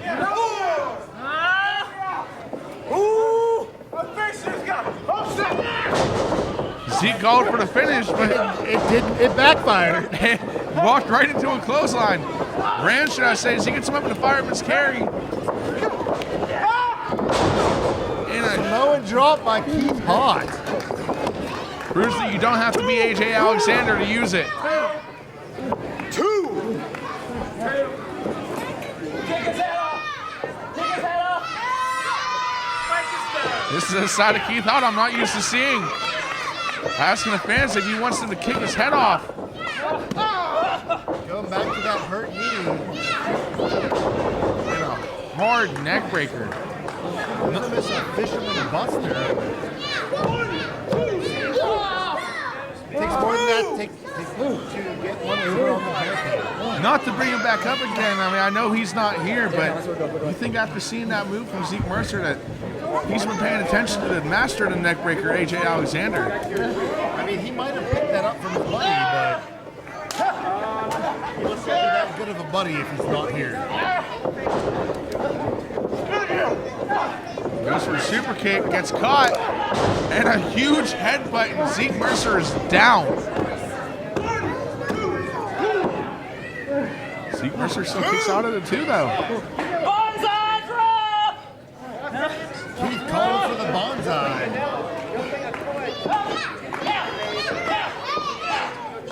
And the Meow Chants start.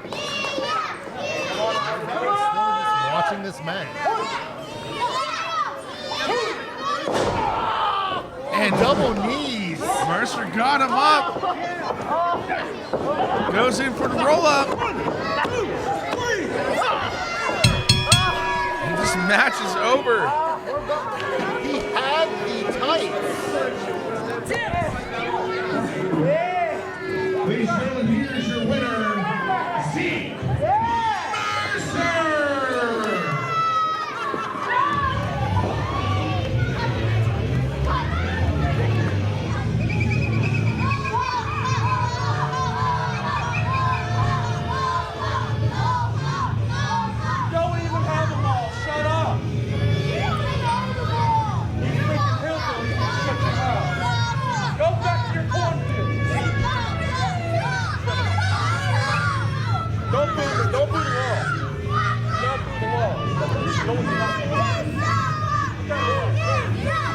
Entering the ring is the internet champion, Officer Dan Murphy.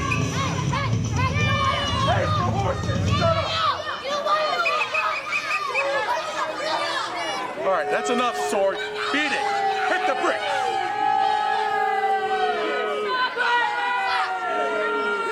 Excuse me. Do not pass that barrier. I will have you arrested. I'm the law.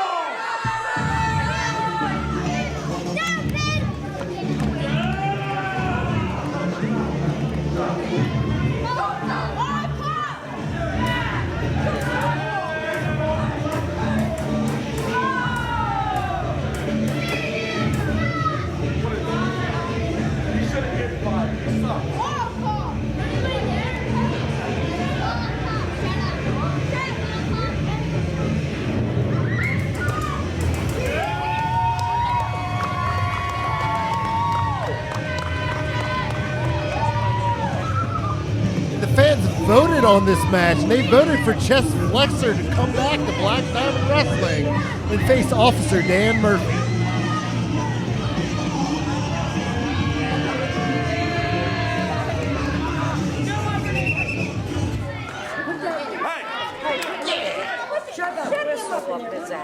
What is this? What is this? Get the whip.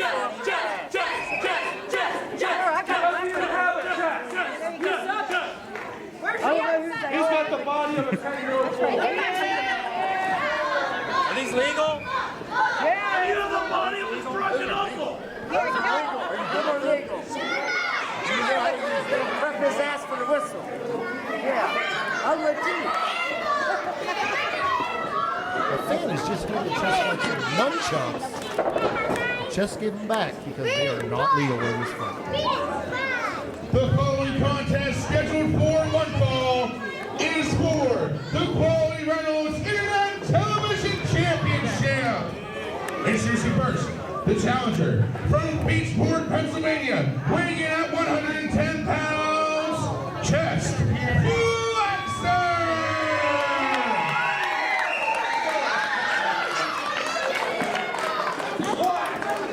And his opponent from Suffolk, Virginia, weighing in at 303 pounds, he is the #1 graduate of the LaVey Police Academy. He is the Black Diamond Wrestling Internet Television Champion, Officer Dan Murphy.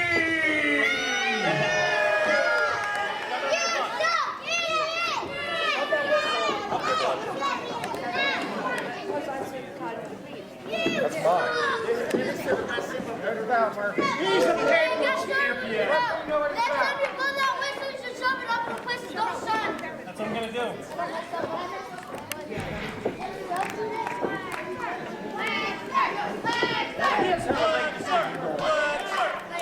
There's my body going, He's my body going. And we're about to get underway in this Black Diamond Wrestling Internet Television Championship match, where Officer Dan Murphy is going to go one-on-one against Chess Flexor.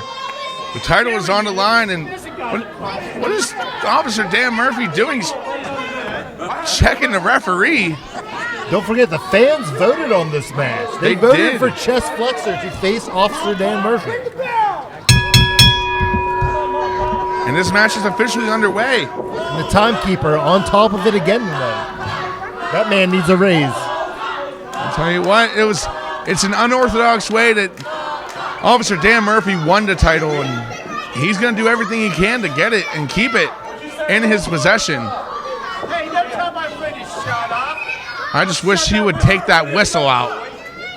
The fans are not a fan of Officer Dan Murphy. Can you blame them? Not really.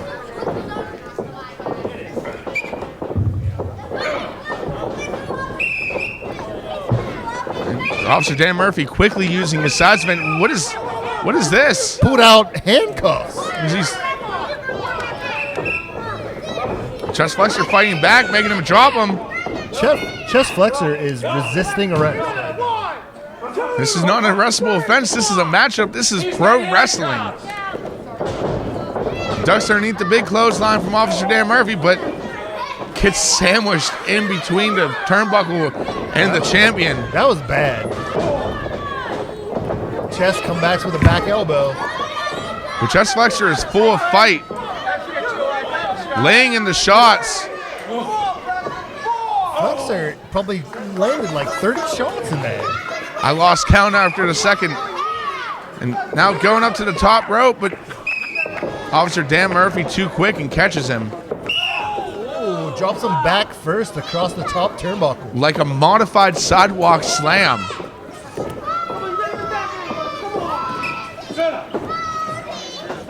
Not to sound cliche, but Officer Dan Murphy just completely tying up chest flexor in between the ropes every chance he has.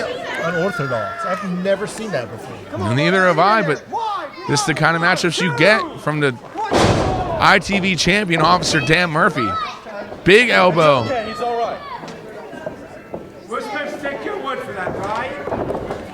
Oh, shove that whistle down your throat, boy. Another elbow drop to the back. And just, again, using his size advantage, his strength advantage, just driving all the wind right out of chest flexor. Well, look at this. Fans have kind of set up chest flexor for this one. He hasn't been around in about a year in Black Diamond Wrestling. He hasn't, but I'll tell you what, the fans love him. The fans love him, but I don't know if he was ready for Officer Dan Murphy. I mean, there's definitely a size difference in this match.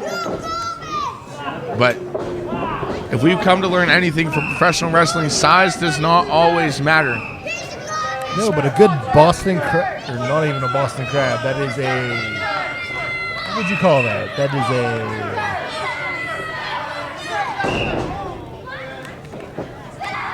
accolade? Is that what they call that now? The accolade? Is that what you're saying? I think that's what they're called. But look at this, just blatantly choking chest him. flexor with the whistle strap. That technically could have been a disqualification there, Nick. You're not an officer of the law. You don't touch that. Chest flexor should probably quit resisting arrest. Yeah, what do you think you are, the big Again, this is a matchup, not an arrestable offense, and I think Dan Murphy needs to make the difference as he's just tossing chest flexor around the ring. Like he's a small child. I mean, if you look at the size comparison here, Officer Dan Murphy weighing at 303 pounds, chest flexor at 110. That means Dan Murphy is almost 3 of chest flexor. And he's setting up for, looks like a power bomb, but it's a power bomb, but chest is getting out of it. Just laying in the shots and rolls through.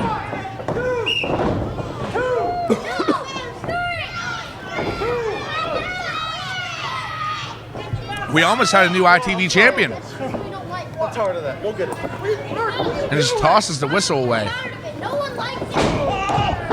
Did you see that?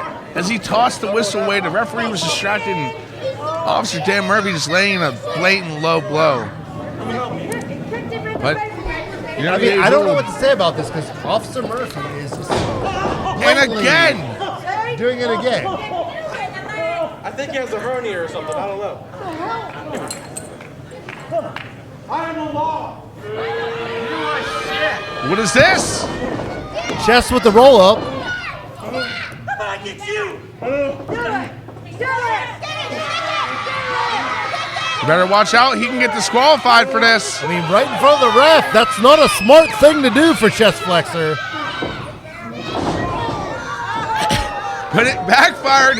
Officer Dan Murphy thought he got free, and I think it backfired on both people. Like, you know, Chest wasn't expecting to go for that low headbutt. How many whistles does Officer Dan Murphy have? I mean, I'm counting 3 right now. Oh, God. Man, I thought I was annoyed when MT Offended came out with him. Let's not even go there. That troll, Ronnie Starks. I hate Ronnie Starks. Both men down. trying to make their way back up to their feet. I don't understand why the ref's not counting for this. And Dan Murphy runs right into a knee. For being as small as Chest Flexor is, he is a very tough individual. He's wily like a coyote. He's battle tested as well. And now Dan Murphy chasing the ref at first. That was a running backbreaker. And now just starting to lay in stomps. Wants to drive the life out of Chest Flexor. There's a small child here letting Officer Dan Murphy know that he sucks. You know, if a small child says it, they definitely mean it. But look at that reversal. Blocks the shot and a hard slap across the face. Kicking Dan Murphy back. Goes for a dive, but gets caught, backfired. And just goes down right across the knee. That's broken ribs. That's collapsed lungs. Almost a Uranagi backbreaker. You see that? I felt that in my spine. Champion? I don't think so. Not in my jurisdiction. He is going to be a new champion. Another kick. Trying to just drive out the life of Chest Flexor.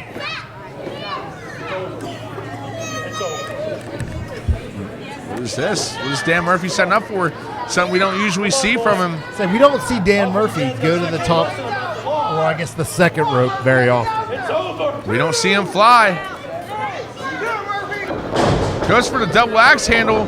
Gets rolled up in the process. And this matchup is over. We have a new champion.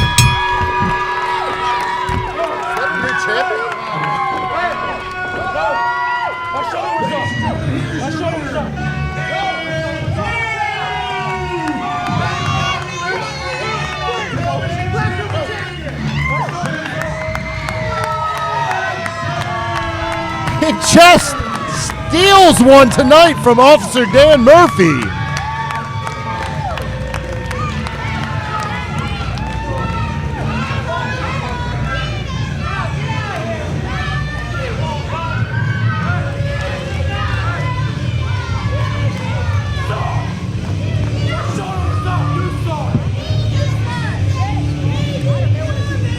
You saw my shoulder. You're an accomplice. You are an accomplice. I call him. The fans letting Officer Dan Murphy know what they think of him.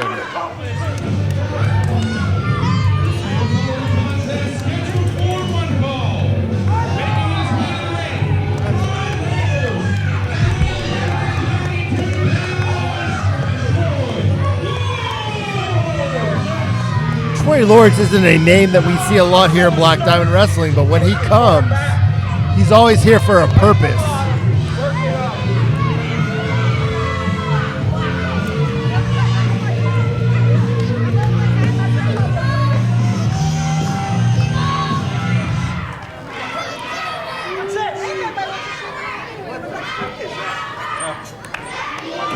You shake my hand, I'm sure it's the cleanest thing you've touched in at least 3 years.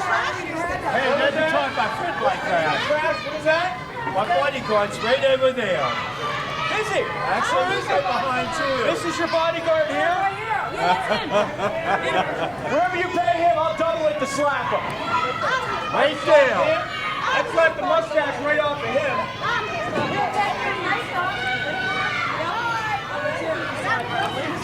I would like to slap Bradley. Do it! Come on, Bradley. These fans are getting into it with Troy Lords. They do not like him. What do you know about what your men wear? What do you like your men to wear? There, you're lame. Tell me. Turn the camera around. He's about to tell you what he likes his men to wear. Confessional time, sir. What would you rather me have on? I wear it too much? I'm glad you didn't bring it. Is that what it is, sir? And I said you're next. Maybe a camo. Is that what you like? You're going to get harassed on all that leather. Am I the only one coming out? Is there anyone else coming out here? Anyone out here who would like to... Troy Lords is calling for his opponent. We're not sure what's going on here. Who dressed you?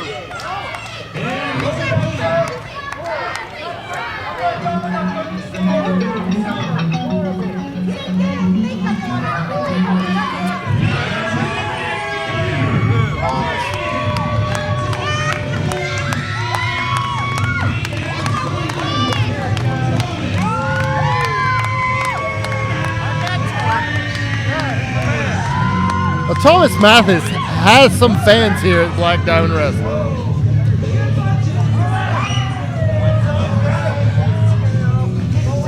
Hey, Thomas!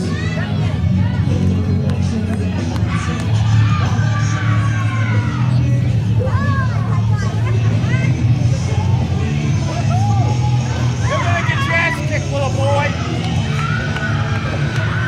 The ladies love Thomas Mathis here at Black Diamond Wrestling.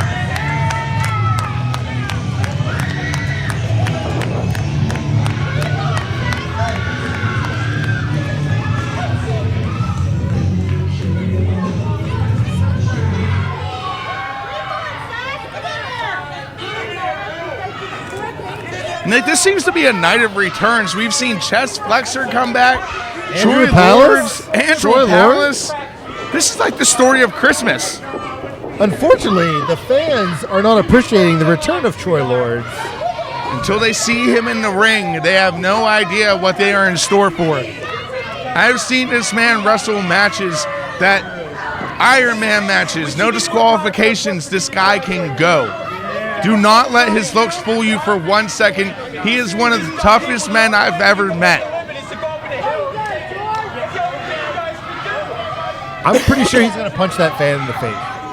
Troy Lords is not afraid to take on a fight. Then we have Thomas Matthews, the absolute. From a gym near you. That's true. You check out this man's Instagram page, Facebook page. He is always at the gym. He's always working out, trying to perfect that body of his. I'm surprised he's not doing crunches right now. So why do you fight for that? I'm prettier and hurt stronger than you. I'd like to see who wins. I'd like to see who wins. We're looking to get this matchup underway.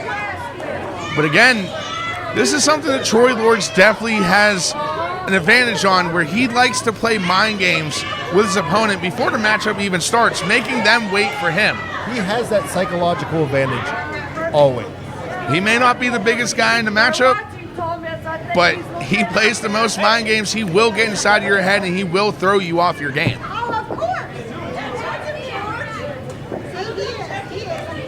Looks like he's taking a book out of your buddy's book. Keith Haught having him check the butt. I mean, you should always check the butt. I'll show you a Michael. And this matchup is underway. Come on, people. Let me hear it. Yeah! That's right! Crowd firmly behind the absolute Thomas Mathis. Why does Thomas wear those gloves? I guess better grip. Is it because of the baby oil on his chest? I don't even want to talk about the baby oil. I've slipped on it because of him before. I understand. It's a sticky situation. Again, look at this. Just the agility of Thomas Mathis trying to get the early win here.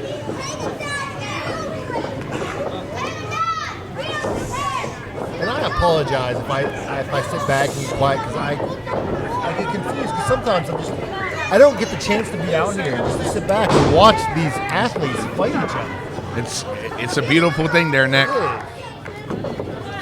Tell you what, I definitely love my job, love what I do here, and getting to see these athletes every month go out and give it their all in every single matchup. It's definitely a gift. It is a gift, and I can't wait to make my announcement on January 5th at our next show.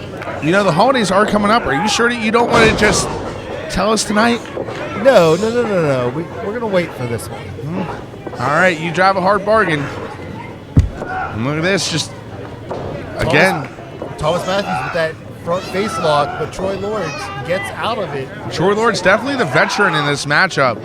Years of experience on Thomas Mathis. This is a man that we've seen break his arm in a matchup before and still continue to go another 30 minutes. Again, Troy Lord's battle tested. Big slam from the Absolute. A big body slam. Only gets a 2 count out of it though.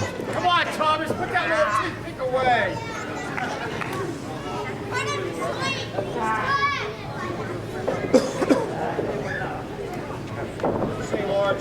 Troy Lord's making his way back up to his feet, and again, just that veteran instinct backing up Mathis into the corner, and a hard elbow across the face of Mathis. Mathis was not ready for that. It definitely dazed him, but what is this? Can't hit the 6-pack. What have people learned? Not to punch him in the ass. Troy Lord's better watch. He hits him again, he might break his hand again. But again, very smart of Troy Lord's, grabbing the tights of Thomas Mathis, dragging him down, and just regaining control. Grabbing the hairs, bringing them across the knees. That's just dropping them down. Mathis has a height advantage, but Mathis is bringing them down to the ground where they're both the same size.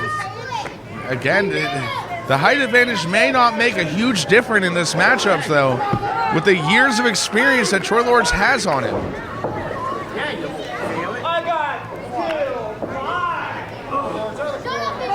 Troy letting the referee know he has until 5. A stiff kick into the midsection. The 6-pack was not able to take that one. Might have dented the can there. Hard shot. And just getting every inch he possibly can. With Thomas Mathis trying to fight back in.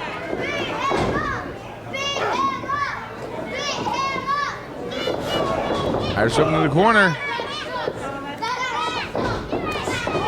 And Troy Lord's just at the last second gets out of the way, driving Mathis into the post. And with an arm buster. That will dislocate your shoulder. I'll tell you what, Mathis loves laying in those shots, any kind, chops, fists, anything. And Troy Lord's is smart here. He's attacking what he uses most. He can't get that right hand in. Left hand, I apologize. It's tough to find out which one they're going for. Left, right. It's tough. One angle. But a big headbutt takes Mathis right back down into the corner. You can just see the look on Mathis' face. His eyes are starting to glaze over. He's working the shoulder against the ropes. And Mathis just writhing in pain, screaming. Tearing away at cartilage, tearing away at the muscle. You know, a move like that, like we just saw from Troy Lord's, could pull the muscle right off the bone, leaving that left arm just completely useless.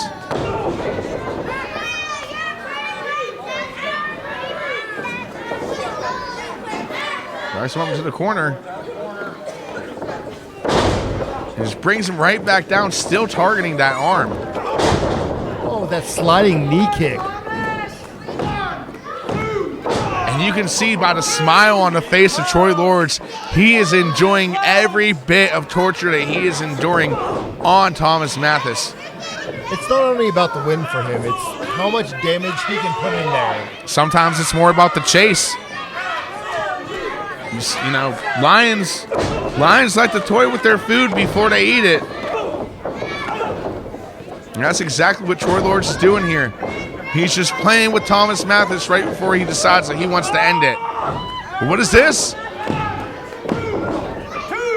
A quick backslide from Thomas Mathis. And he almost had him there. That could have changed in an instant.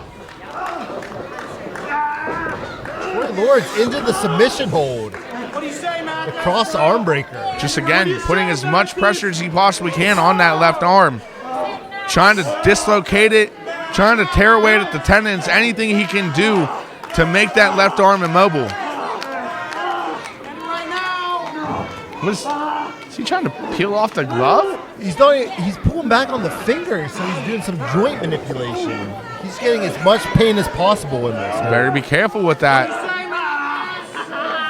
And again, look at the face of Troy Lords. He's enjoying every single bit of this. But a smart thing from Thomas Mathis, getting up into the roll-up and making him break that hold. Just that quick kick to the face. Mathis had some little comeback, but it was stopped quickly. You think it was more desperation than anything? From Mathis, yes. From Troy Lords, no.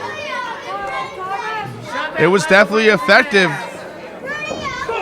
And got him to release the pressure on that hold. But now Troy Lords just laying in with the kicks.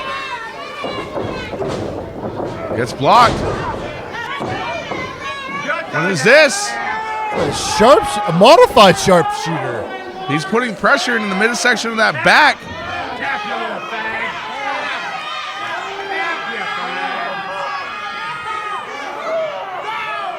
The fans want Troy to chat.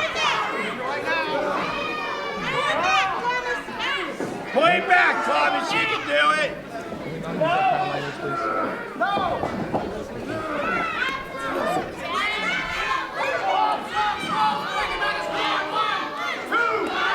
And just a fingertip on that bottom rope.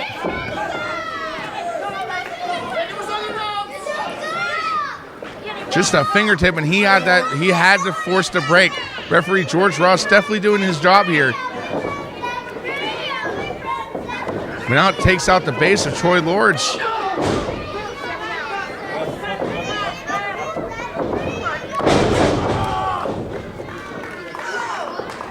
Jumping arm breaker from Troy Lords puts Thomas Mathis down. It goes for the pin. Kicks out the last moment. Thomas Mathis still in it.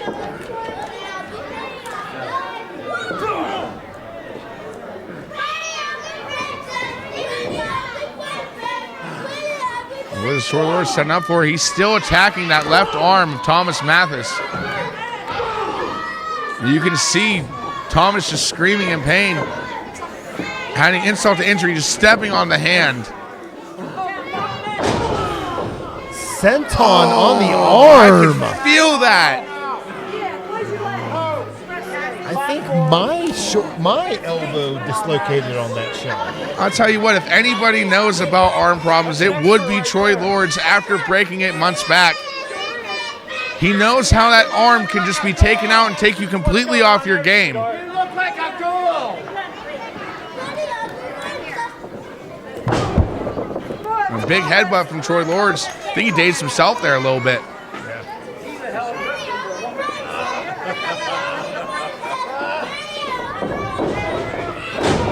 Thomas Mathis reversing right at the last second. And Troy Lords just dazed and confused into the corner.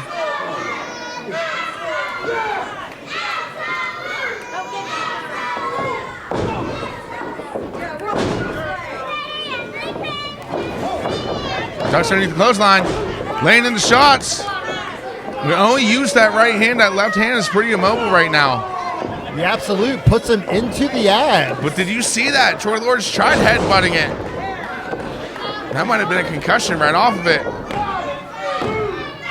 And veteran instinct from Troy Lords getting his foot on that bottom rope.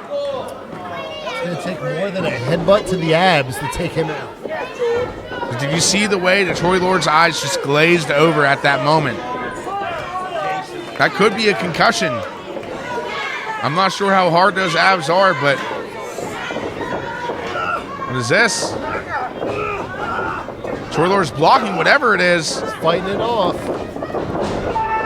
What a deep Blue six. Thunderbomb. Thunderbomb? Troy Lords still in it. Come on, Thomas. Malthus is really fighting it. He's taking the gloves off. And this could be where Thomas Mathis takes control and ends this thing. Hard-fought matchup so far between both of these men. A lot of back and forth here.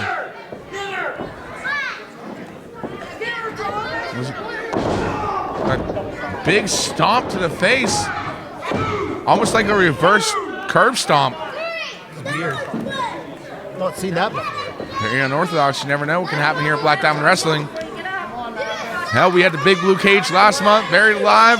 Now we're having unorthodox curb stomps. And he misses with the double stomp. He's hurting. Catching a leg. And now taking out the base of Thomas Mathis.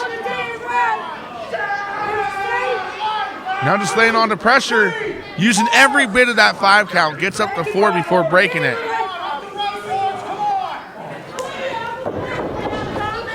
Is that the kiss of death?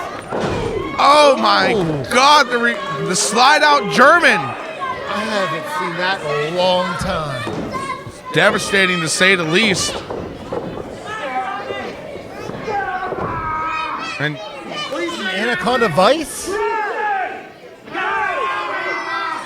it's hard to see from this angle, but he's definitely got the pressure on Mathis. Yeah, and using that left arm to do it as well. Yeah, Thomas is fighting out with an STO into the Anaconda Vice. What do you say, Mathis? And just burying the pressure, laying in the elbows. And the ref calls it. The ref calls the match. Troy Lords with the win. I told you so. Shut up! Awfully quiet here.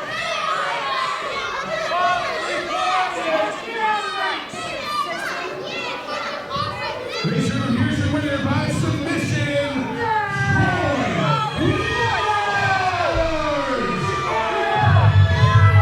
Troy Lords locked in not only the Anaconda Vice, but with the free arm with the elbows. There was no escaping that. And then the ref called the match because Thomas Matthews could not respond to the strikes.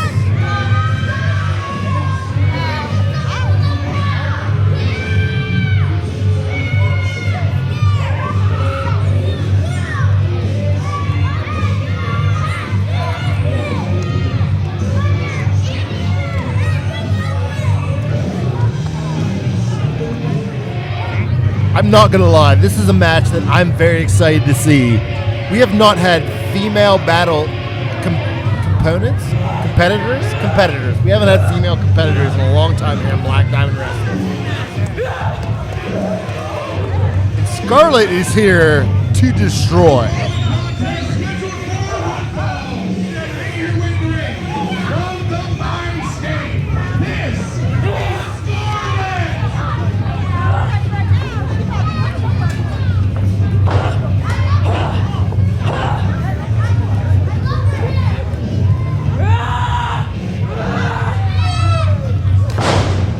Scarlett showing the Black Diamond universe that she is a force to be reckoned with.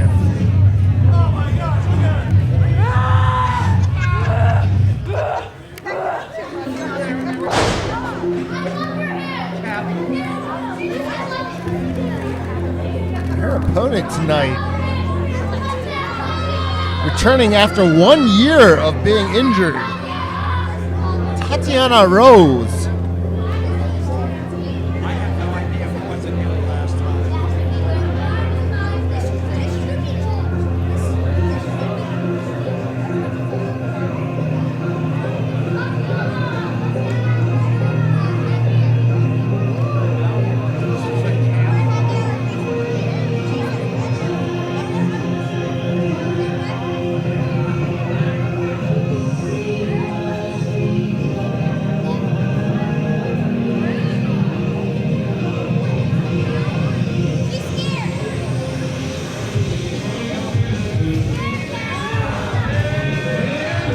I'm not going to lie, I am a giant fan of Tatyana Rose.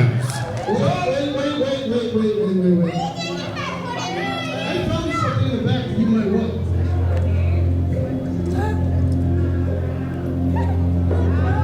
Put it on. Hey, you're the women's champion now. Go get him. Ronnie Stark saying that Tatyana Rose is the women's champion of Black Diamond Wrestling.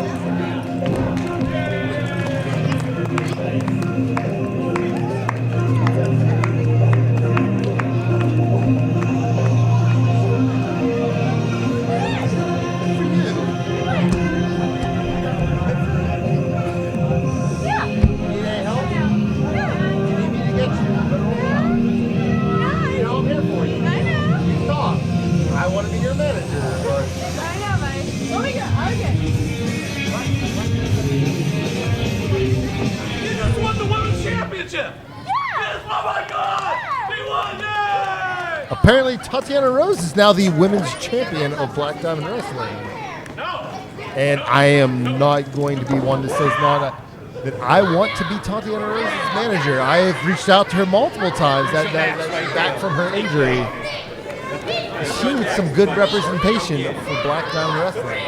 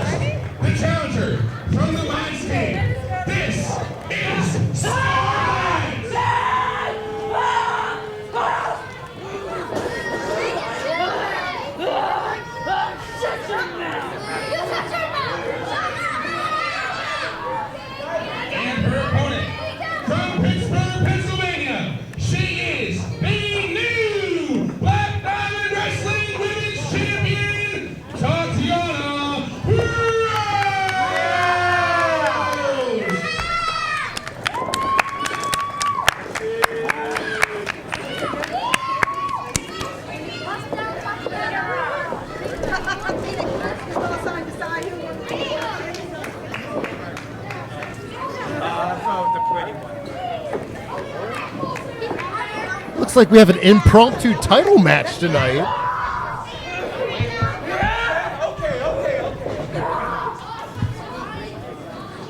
And a crazy turn of events.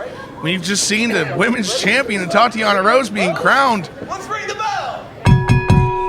And now in the first matchup with it, defending it against Scarlett. It proves to say that anything can happen here at Black Diamond Wrestling. Now, I'm not going to lie. I've reached out to Tatiana Rose multiple times about her needing a manager here in Black Diamond Wrestling. You never know. This could be a turning point. She has left me on red multiple times. Then that just means that she doesn't like you. I don't know why. I don't really blame her. And look at this. Scarlett just going in, ragdolling Tatiana Rose, our champion, with a full Nelson. Oh, champ is down.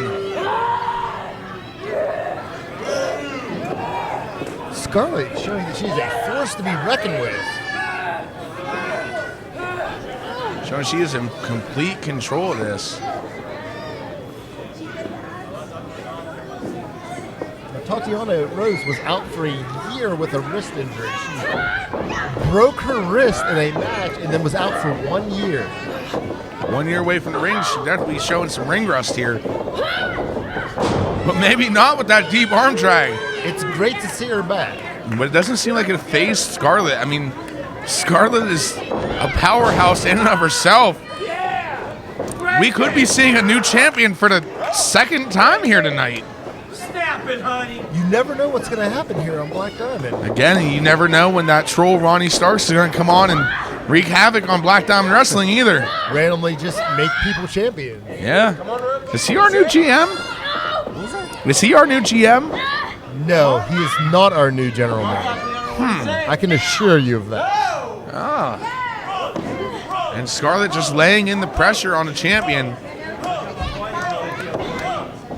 Definitely has the size advantage, the strength advantage as well, but you can't cut Tatiana Rose short because of her heart. Now look at her just laying in the pressure as much as she can. Dropped her down with the arm wringer, and she's just wrenching back on that arm. And Scarlett trying to make her way back up to her feet, but gets taken back down for her efforts. Did you see that? Ooh. Might have made Scarlett mad, but Tatiana fighting back with the elbows. And again. Irish flip reversal. Again, she ducks underneath the clothesline. Ducks again from the elbow. But she got caught. For the crossbody and gets caught for the fallaway slam. You know, you can only run for so long. You will get caught eventually. And that's something you do not want to get caught in, is the mindscape of Scarlett.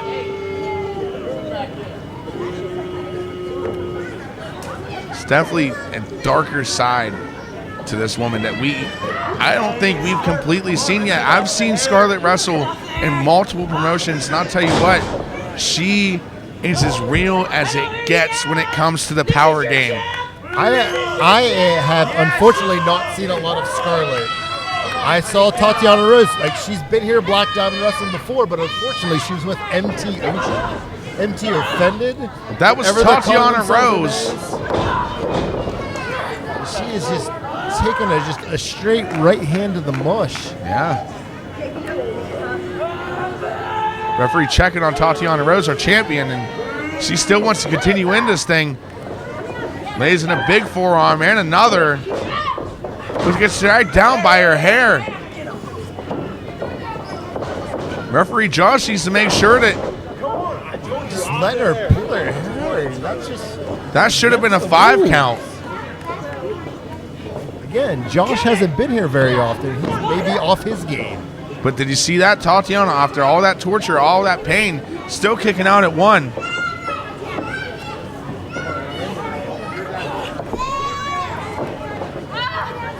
Dragging Tatiana Rose back up to her feet by the hair and just laying in a massive chop.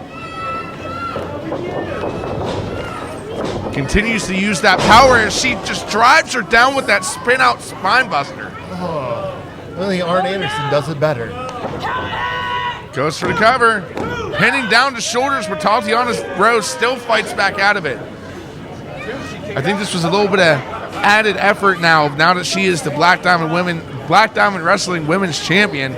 She wants to keep that belt. She wants to keep the belt, but Scarlett wants to take it.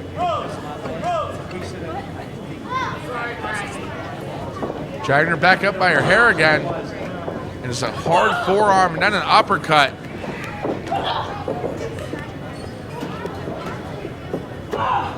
With his back elbows just destroying her face. I wonder if she's setting her up for that cannonball. Leave the champ alone.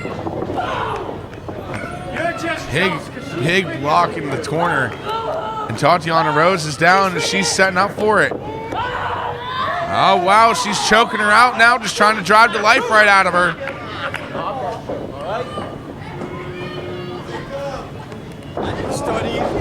And that's what I'm talking about. That rolling cannonball right into the corner. And Tatiana Rose is out. She's going to.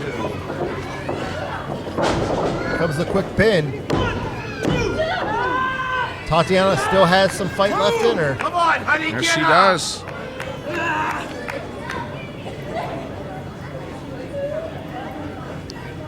Only gets a 2 count out of that pin cover. We were that close from having a new Black Diamond Wrestling Women's Champion. I honestly forgot that we had a women's champion before Tatiana. This might be the first.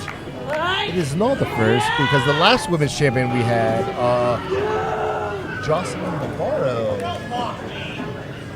Has it been that long? It's been that long. She has not come back for at least a year. Well, you think this could be motivation for Tatiana Rose as well?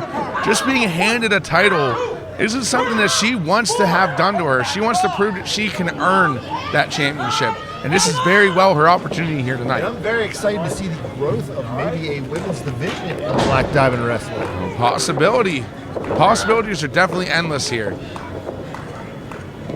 Scarlett with the stomp and the just straight punch. But Tatiana comes back with the jawbreaker.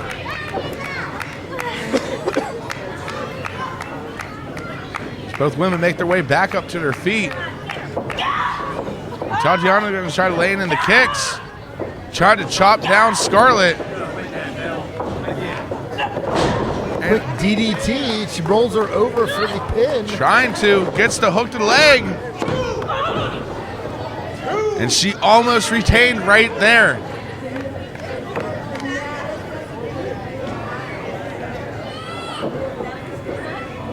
Tatiana's got to do something here. She's got to put this match to rest. The longer this goes, the more it favors Scarlett. Oh, what? Looks like the ref got taken out for a little bit. What is this? Samoan drop.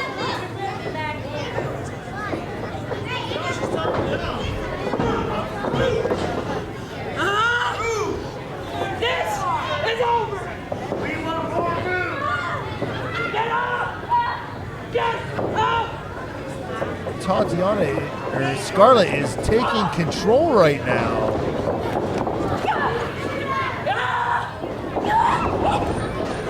She misses with the slam and a quick roll up. Roll up, and the women's champion retains her championship. Ladies and gentlemen, here is your winner, and still Black Diamond Wrestling Women's Champion, Tatyana Rose!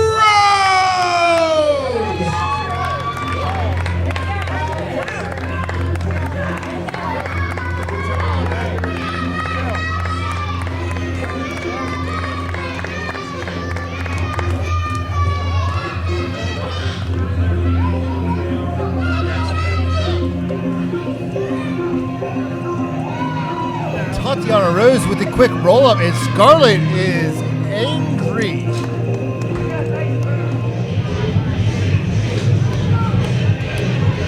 No, I'm not going to lie. I fought against this more than anyone here. The last time Payton Graham was in Black Diamond Wrestling, he threatened my wife. Hi, Sean. And he was never brought back afterward. And now he's back.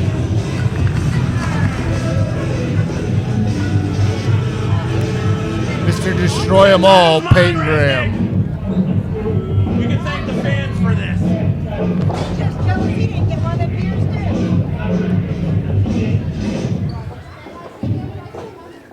too. Apparently he has something to say. Now, I'm sure none of you here own a computer or pay for internet, so I'm going to let you in on something. The past week, Sean Reznikk has been bitching and moaning online about our history.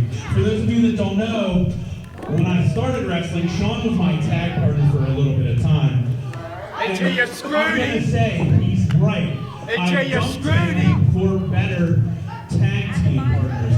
Because with Sean Reznikk, I didn't get squat. But for over 2 years, I was one half of the Black Diamond Wrestling Tag Team Champions with Jack Haught. So for those of you that don't know that, I'm a damn staple in Black Diamond. And some of you know the Black Hand Society very well. And that makes Sean Reznikk mad because now Sean wants to bring up the past, he wants to complain, he wants to cry, boo-hoo, whatever you want to call it, because I left for better things. And now he's pissed because in a fan's vote for the opponent, you picked me. That's right. And he can't handle that because he knows that I'm coming for his title, and it's all thanks to each and every one of you. So tonight, when I win, I expect each and every one of you to stand up, applaud, and tell Sean goodbye because he's going to tuck his tail between his legs. I'm going to take his title, his pride, and the one thing that actually matters to him. This company. Payton Graham with a lot of big words. Let's see if he can back them up. And here comes our Black Diamond Wrestling Heavyweight Champion, Sean Reznikk.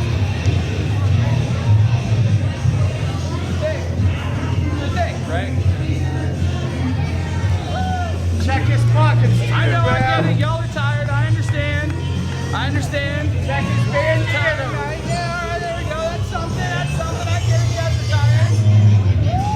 Sean. Kick his ass. Oh, don't worry. That's the plan.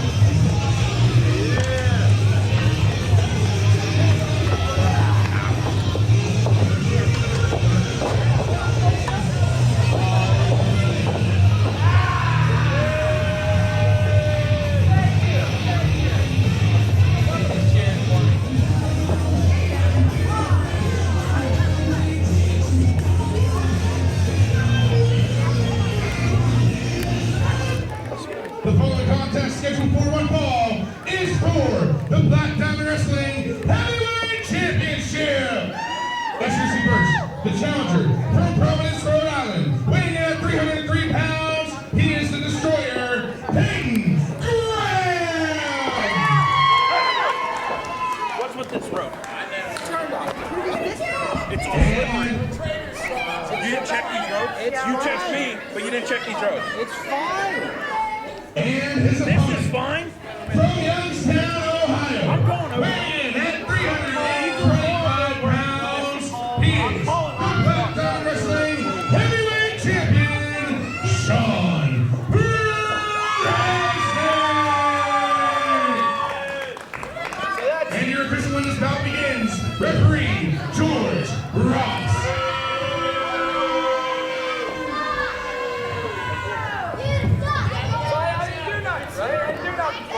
So the fans voted for Payton Graham to return to face Sean Reznikk It's tonight. funny that the Payton only Graham person has that not had been his here head in almost that's 2 years. Everybody's had to carry your big ass.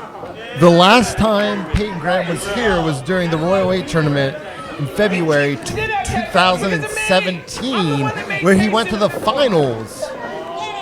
But in that final match, he threatened my wife for me to help him cheat to win, which cost him the loss to the Beastman. And these two just laying in the blows early on. This is such a personal matchup between these two. The history going back years. And I'm not going to lie to you. I'm excited to see them beat the hell out of each other. I am too. Reznikk has made it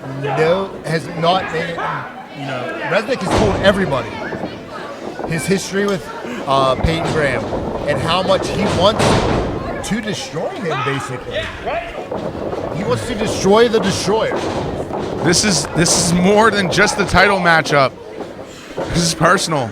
And now I remember being a Black Diamond Wrestling fan, sitting in the crowd and cheering for Payton Graham and Jack Pollock as the fantastic ones. And you see that misdirection and then gets the crossbody on him.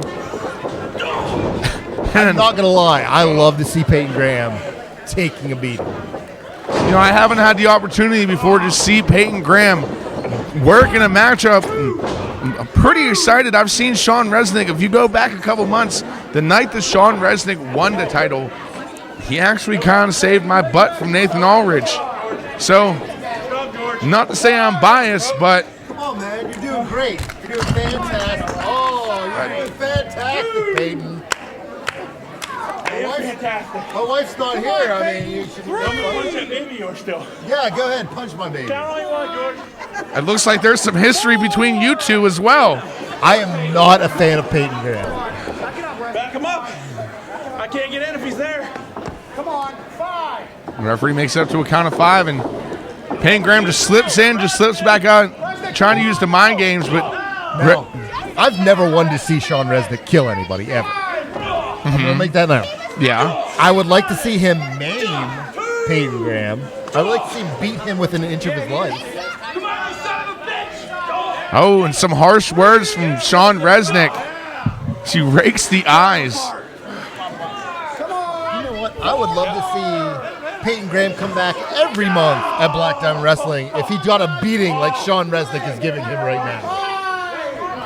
What is Sean Reznikk breaking up the count, and Payton Payton Graham is running away like a coward. there is no timeouts in pro wrestling. And just using this as a distraction to get George Sean has lost Reznikk off his control. game. George has lost control. Let's just say this. And now just raking the face across the boot of Payton Graham. Come on, back in, guys. Let's go. What is Payton is lining up chairs. he doing? I think Payton just sliding right into the chairs, crashing right through, right behind our announce table. Come on, Reznikk. he has Let's go. fallen to his own destruction.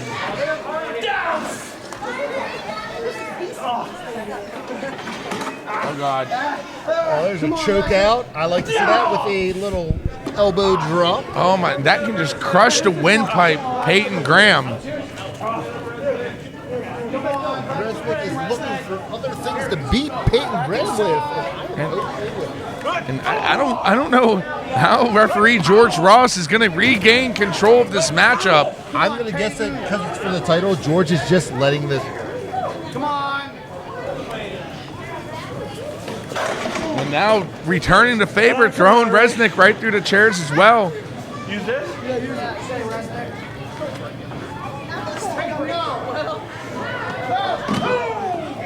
And now just beating him with merchandise from the merchandise tables. So apparently we've thrown the rules out. We've just thrown the rules out in this matchup. We're allowed to just beat people with whatever. There are no more rules.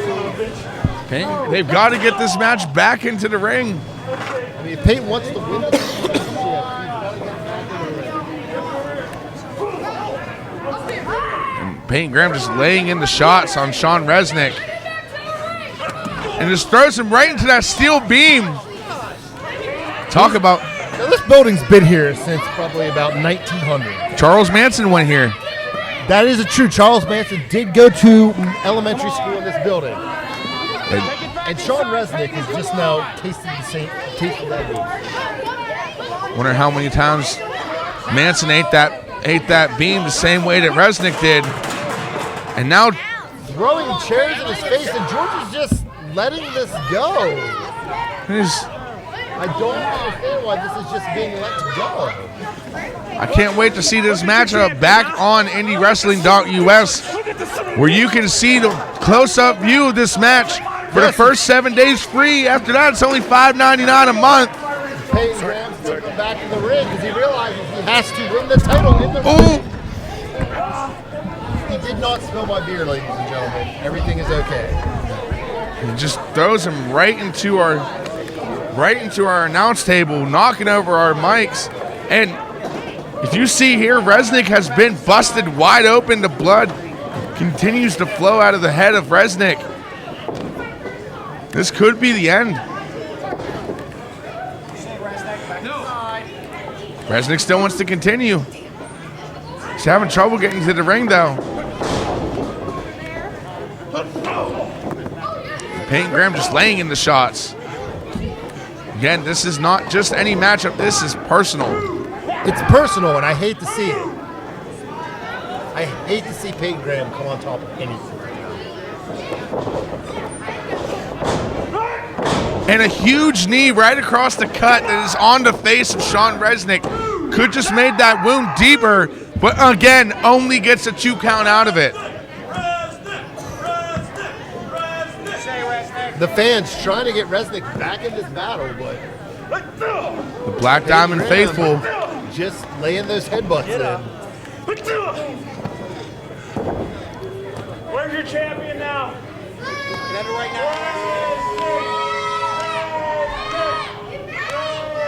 and just adding insult to injury, talking as much trash as he can to the fans. Come on, up the beard, Payton. Come on.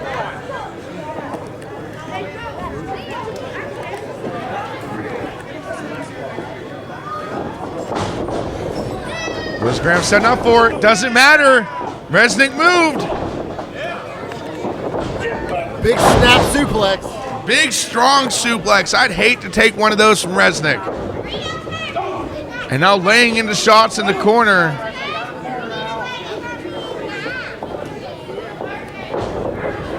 And another. Reznikk has to do something big here if he wants to retain.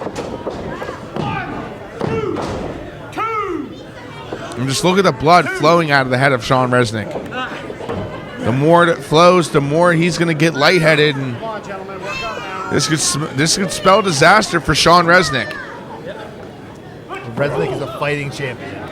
He'll take more than a little cut to the forehead to put him. Well, Payton Graham is firmly in control, but what? Payton Graham has the belt off, and George, you got to stop this, George.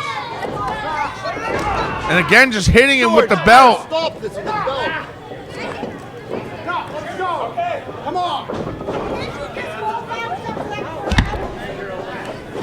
I missed.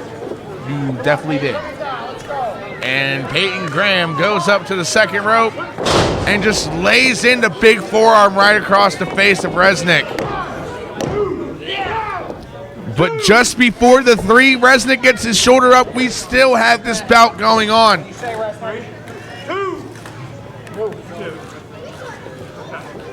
Just giving Payton Graham just taking the gloves off now.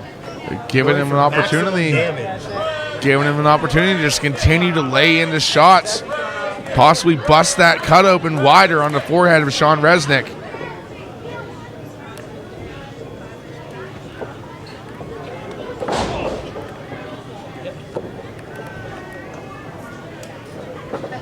And again, going up to the second rope. Apparently he's calling for that elbow drop. But Reznikk rolls out of the way right at the last second. And both men are down. Referee starts his count. Now, if this does end in a draw, Nick, Reznikk will retain the title. That is true. That is the championship advantage. The only one it seems that he has in this matchup. But you know Reznikk won't go for that. He's going to go for the win. He wants to get the pinfall. He wants to prove to Payton Graham that he is the better fighter here tonight. That he is better than Payton Graham. That all those years of frustration, everything built up, that he is still better.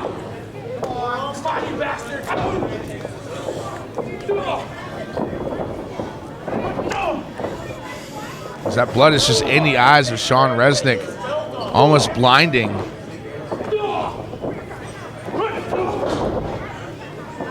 Big boot across the face of Reznikk, though. Seems like it hulked him up a little bit. Hard right hand across the face of Payton Graham. Very choice words.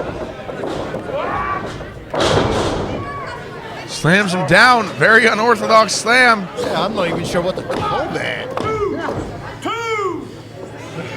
Payton Graham gets the shoulder up. It's unorthodox, but it works. Reznikk looking at putting Payton Graham away. Doing anything necessary. Bringing Payton Graham back up to his feet. Payton Graham might have been playing possum. Tries to get Sean Reznikk up, but the big man was just too big. And a big lariat. Is this going in for the submission? Welcome in for the Anaconda Vice. Trying to make it to the ropes. Is he going to tap? Payton Graham can't make it He to the taps. ropes. Sean Reznikk retains. Ladies and gentlemen, here is your winner. And still, Black Diamond Wrestling Heavyweight Champion, Sean Reznikk.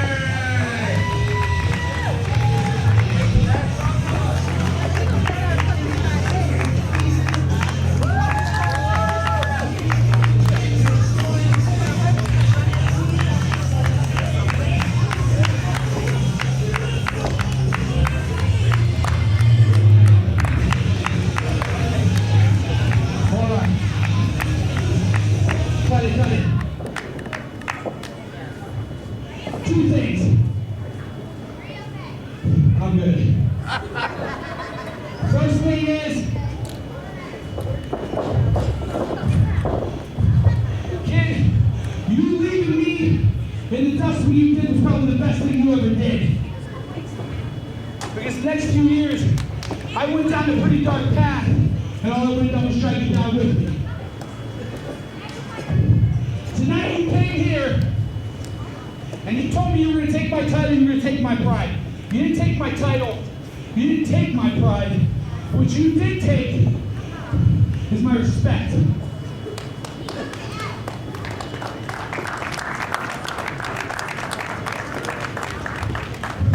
So whether this is a one-off or not, Payton Graham, thank you.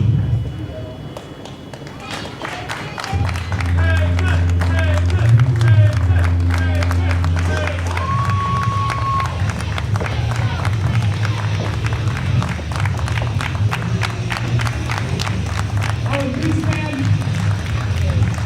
you're on, buddy.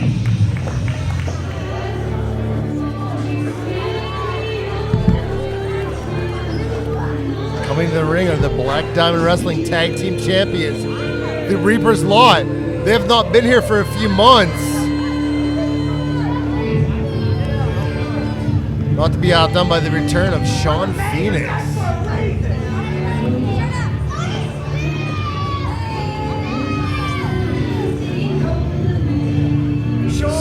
Sean, someone I'm not a fan of. They ain't going anywhere. That's right, Sean. You threw a fireball in my face. I get it. We are in this tag division. You think that we're losing these titles tonight? You got another thing coming. Remy LaVey letting the fans know exactly what he thinks of this. I won't Can I drink it? You know, a lot of people have been because you talking are an tonight, idiot. but not many people have really had anything to say. You know, I've been away for a while, and I got thinking, I got talking to management, and a while ago, we put a stipulation that Bleak Black and Tony Johnson and Silver Fox touch me, they're fired. Well, I got news for you. After talking to management, we upped that a little bit. And if anybody touches me, they're fired. That's the worst stipulation ever in Black Diamond Wrestling.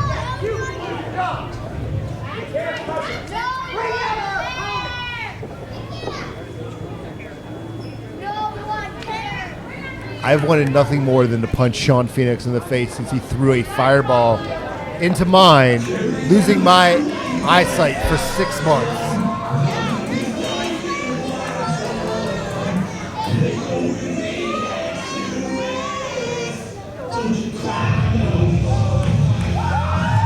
Here comes the gentlemen who've been running the show tonight, Gavin Jacobs and Garytt Lee, the Wayward Sons.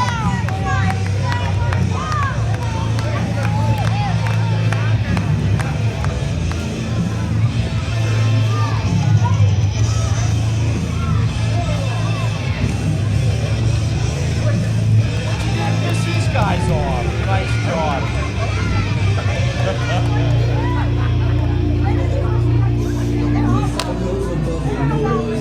Just Gavin doesn't like me. Garytt's okay. I don't like Garytt. Apparently Garytt doesn't like me either.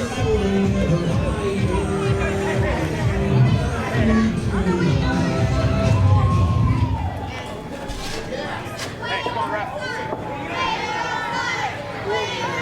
We're back. Hey, is he eligible to wrestle? Last time I talked to him, he wasn't able to wrestle. He's got head stitches. And he's wrestling? The Black Diamond Wrestling Tag Team Championship! Introducing first, the challengers from Wheeling, West Virginia, at a combined weight of 420.5 pounds. Garytt Lee, Gavin Jacobs, the Wayward Sons!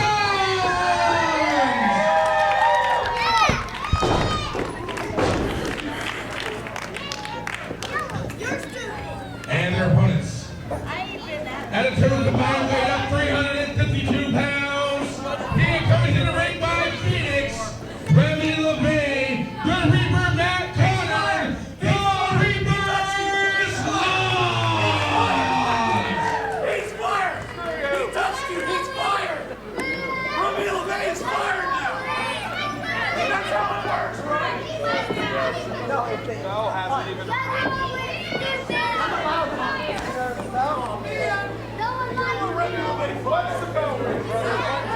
This is going to be a great tag team title match between the Wayward Sons and the Reaper's Rod.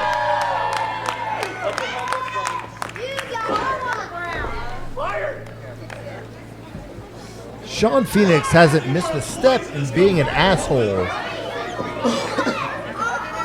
When I've been told he no longer wants to go by Sean Phoenix, he is just Phoenix now. I don't care what he is. He's an asshole. Hopefully he does not overstep his boundaries in this matchup. This could be an awesome matchup. Now we are officially underway as the Wayward Sons take the early lead, just laying into shots against the Reaper's Lot. You know, these guys have been screwed out of the tag team titles on multiple occasions. There's not a tag team that's been screwed over more than Wayward Sons than probably Icy Haught when we were tag team champions. He got screwed over a lot. Come on, Phoenix. No. This is for the tag titles, Phoenix. Come on, Remy. Drink your juice. Come on, Remy. Come on. You guys cannot. No. The Reaper's Lot says they're fighting done. champions. But here comes the Wayward Sons. Not letting him Sons say, not right now. We're not ending this right. You're not walking off tonight. They are not leaving until they leave with those tag team straps. As the Reaper, Matt Conard, gets thrown right back in the ring, but Gavin Jacobs pays for it with an eye poke. Still has wherewithal to duck underneath the clothesline. Atomic drop. Gavin with a big vertical suplex. He's holding him up there. Look at that hang time. One arm. And all the blood just rushes to your head during that move and takes you completely out of your game. Big splash from Garytt Lee, and as security returns the tag team championships back to the announcing table, this matchup continues. The Reaper Matt Conard takes control after the distraction from Remy LaVey. That's the thing. Garytt hasn't been in this game probably more than 2 years, whereas Remy's been here for 10 years plus. And it's been just laying in the shots. And now just taunting, trying to drive in Gavin Jacobs, distracting the referee. And now the Reaper's not able to just take advantage of the distraction with the double team.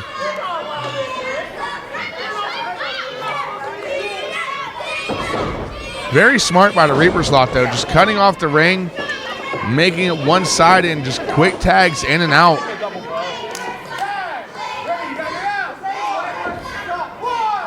So Phoenix has been a thorn in multiple people's side for going on. Mine, I'm not a fan of him because when I was managing Keith and Tony, he came back only to throw a fireball in my face. And I was left with an eye patch for 6 months. He felt as though you deserved it, but look at Phoenix with the Christmas tree. Handing it to security. Phoenix apparently says there's no more Christmas. It's random. Seems like ever since Phoenix's injury, this is a totally different Phoenix, different side of Phoenix, more sadistic. And I wouldn't even blame it on his injury. I'd say it was before that. I think this was always inside of him. This was always, that's a terrible dye job also. Whoever's dyed his hair has been terrible. But Garytt Lee trying to fight back into this matchup, breaking the hold, but the Reaper just laying into hard knee, driving the air right back out of the lungs of Garytt Lee. I don't like Matt Conard. Matt Conard is probably one of the best to ever do. He's definitely has the size advantage on Garytt Lee, and just trying to egg on Gavin Jacobs into the ring. Again, Phoenix is trying to put his nose where it doesn't belong.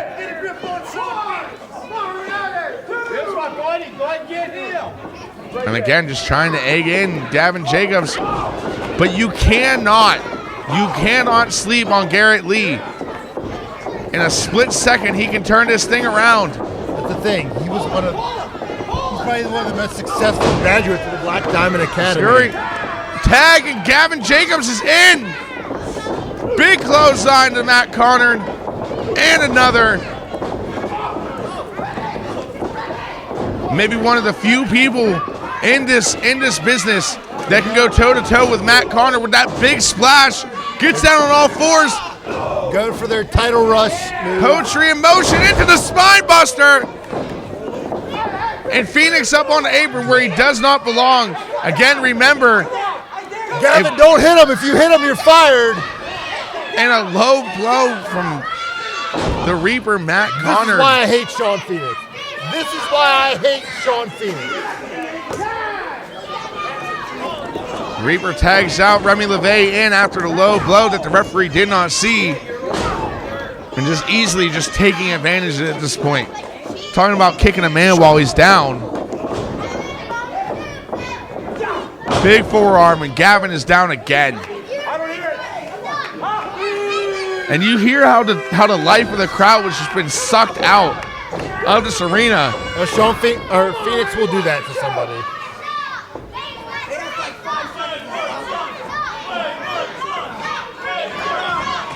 Seemed as though that the Wayward Sons were going to take complete control of this match until Phoenix put his nose where it did not belong.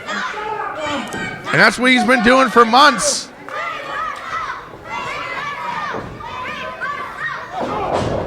But Gavin Jacobs trying to fight back here. Sleeper by Remy LaVey. Thought we were going to see the sling blade there, but that jaw jacker. Now just referee's got to make sure that arm does not slip underneath the chin into the choke. This matchup could be over here soon. Gavin is fading.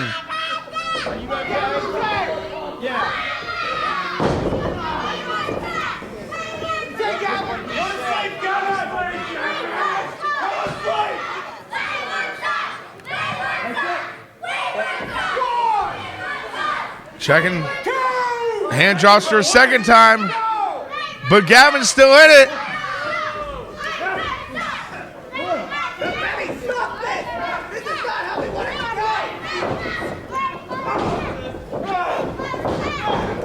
Tucks underneath, big knee. Remy was rocked with a sliding clothesline. Well, Remy gets the kick out just in the nick of time. So much action in this matchup, it's hard to call. Both men down, both need to make a tag.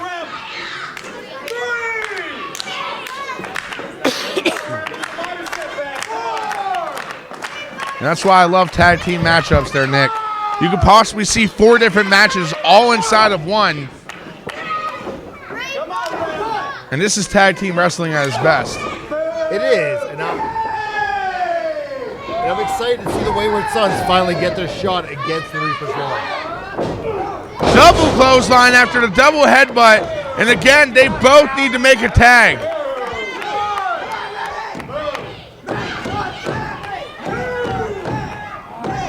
And Garytt Lee begging for the tag. is desperately reaching out. Matt Conard wants in this thing too. Referee up to a count of 5 here, Nick.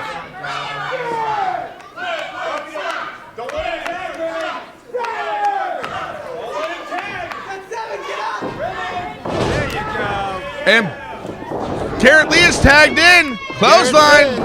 And another, here comes the Reaper. Ducks underneath. Up on his shoulders. Airplane spin. The big man is dizzy. What is this? Airplane spin for Remy. And the referee is down.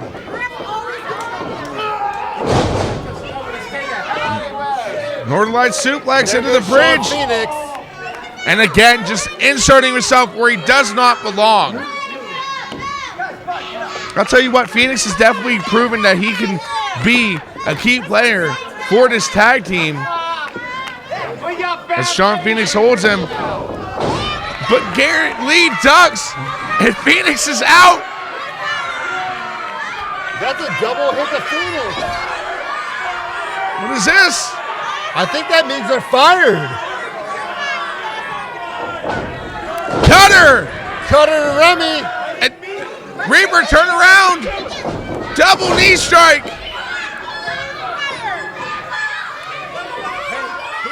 Depends. What is this? George. Here comes George. Who's been the problem? 2, 3, and we have new tag team champions. Ladies and gentlemen, here are your winners.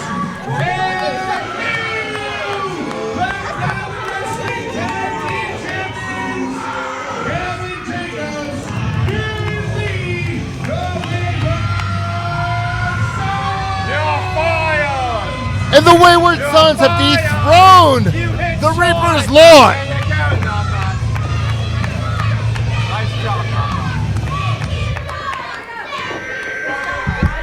What is this? I'm hearing the MT OSHA. MT offended. MT OSHA. MT offended. They are attacking the Wayward Sons.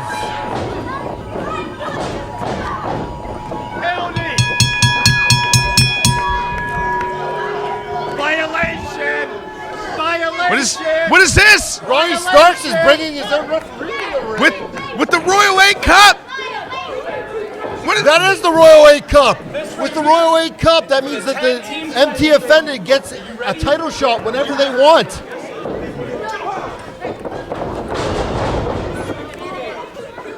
That's a violation. He's catching in the Royal 8 shot. Ladies and gentlemen, MT Offended wins the basket.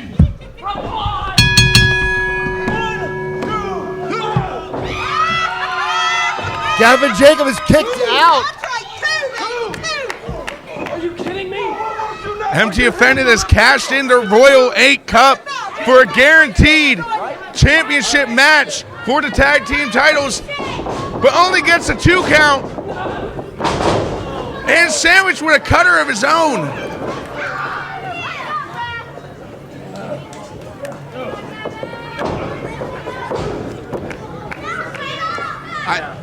Ronnie is holding Garytt Lee back. I'm at a loss for words. This is the last thing I expected to happen tonight. I'm not going to lie. I forgot all about the fact that they had the Royal 8 Championship. And what is this? Garytt Lee trying to fight back, but powerbomb neckbreaker. MT Offended are the new tag team champions. We did it! We did it!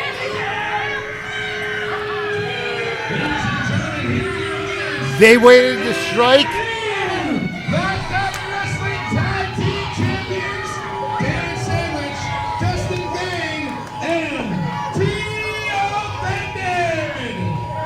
and MT Offended comes in when the Wayward Sons, after fighting a huge battle, not only to win the titles, but also then quickly lose them. We did it again! We did it! We did it again!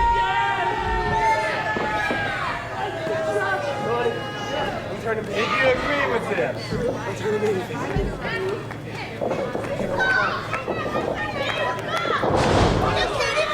It looks like Dan Sandwich has turned on Ronnie Starks. And here come the good guys. Oh my God, the good guys. The good guys chase off MT Offended.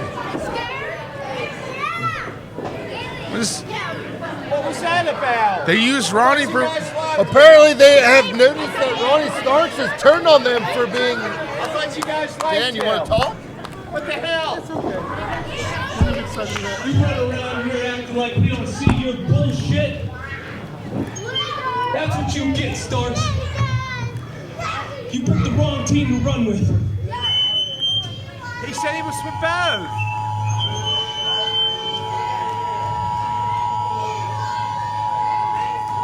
Sandwich. He said he was for both.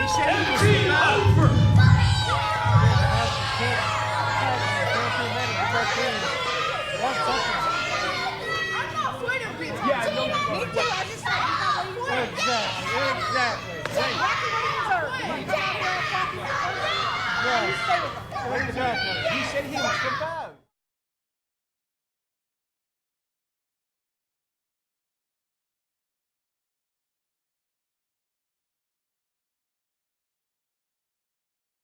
Sidekick Media Services. We are your sidekick in business for social media, video production, and more. Find out more at sidekickmediaservices.com.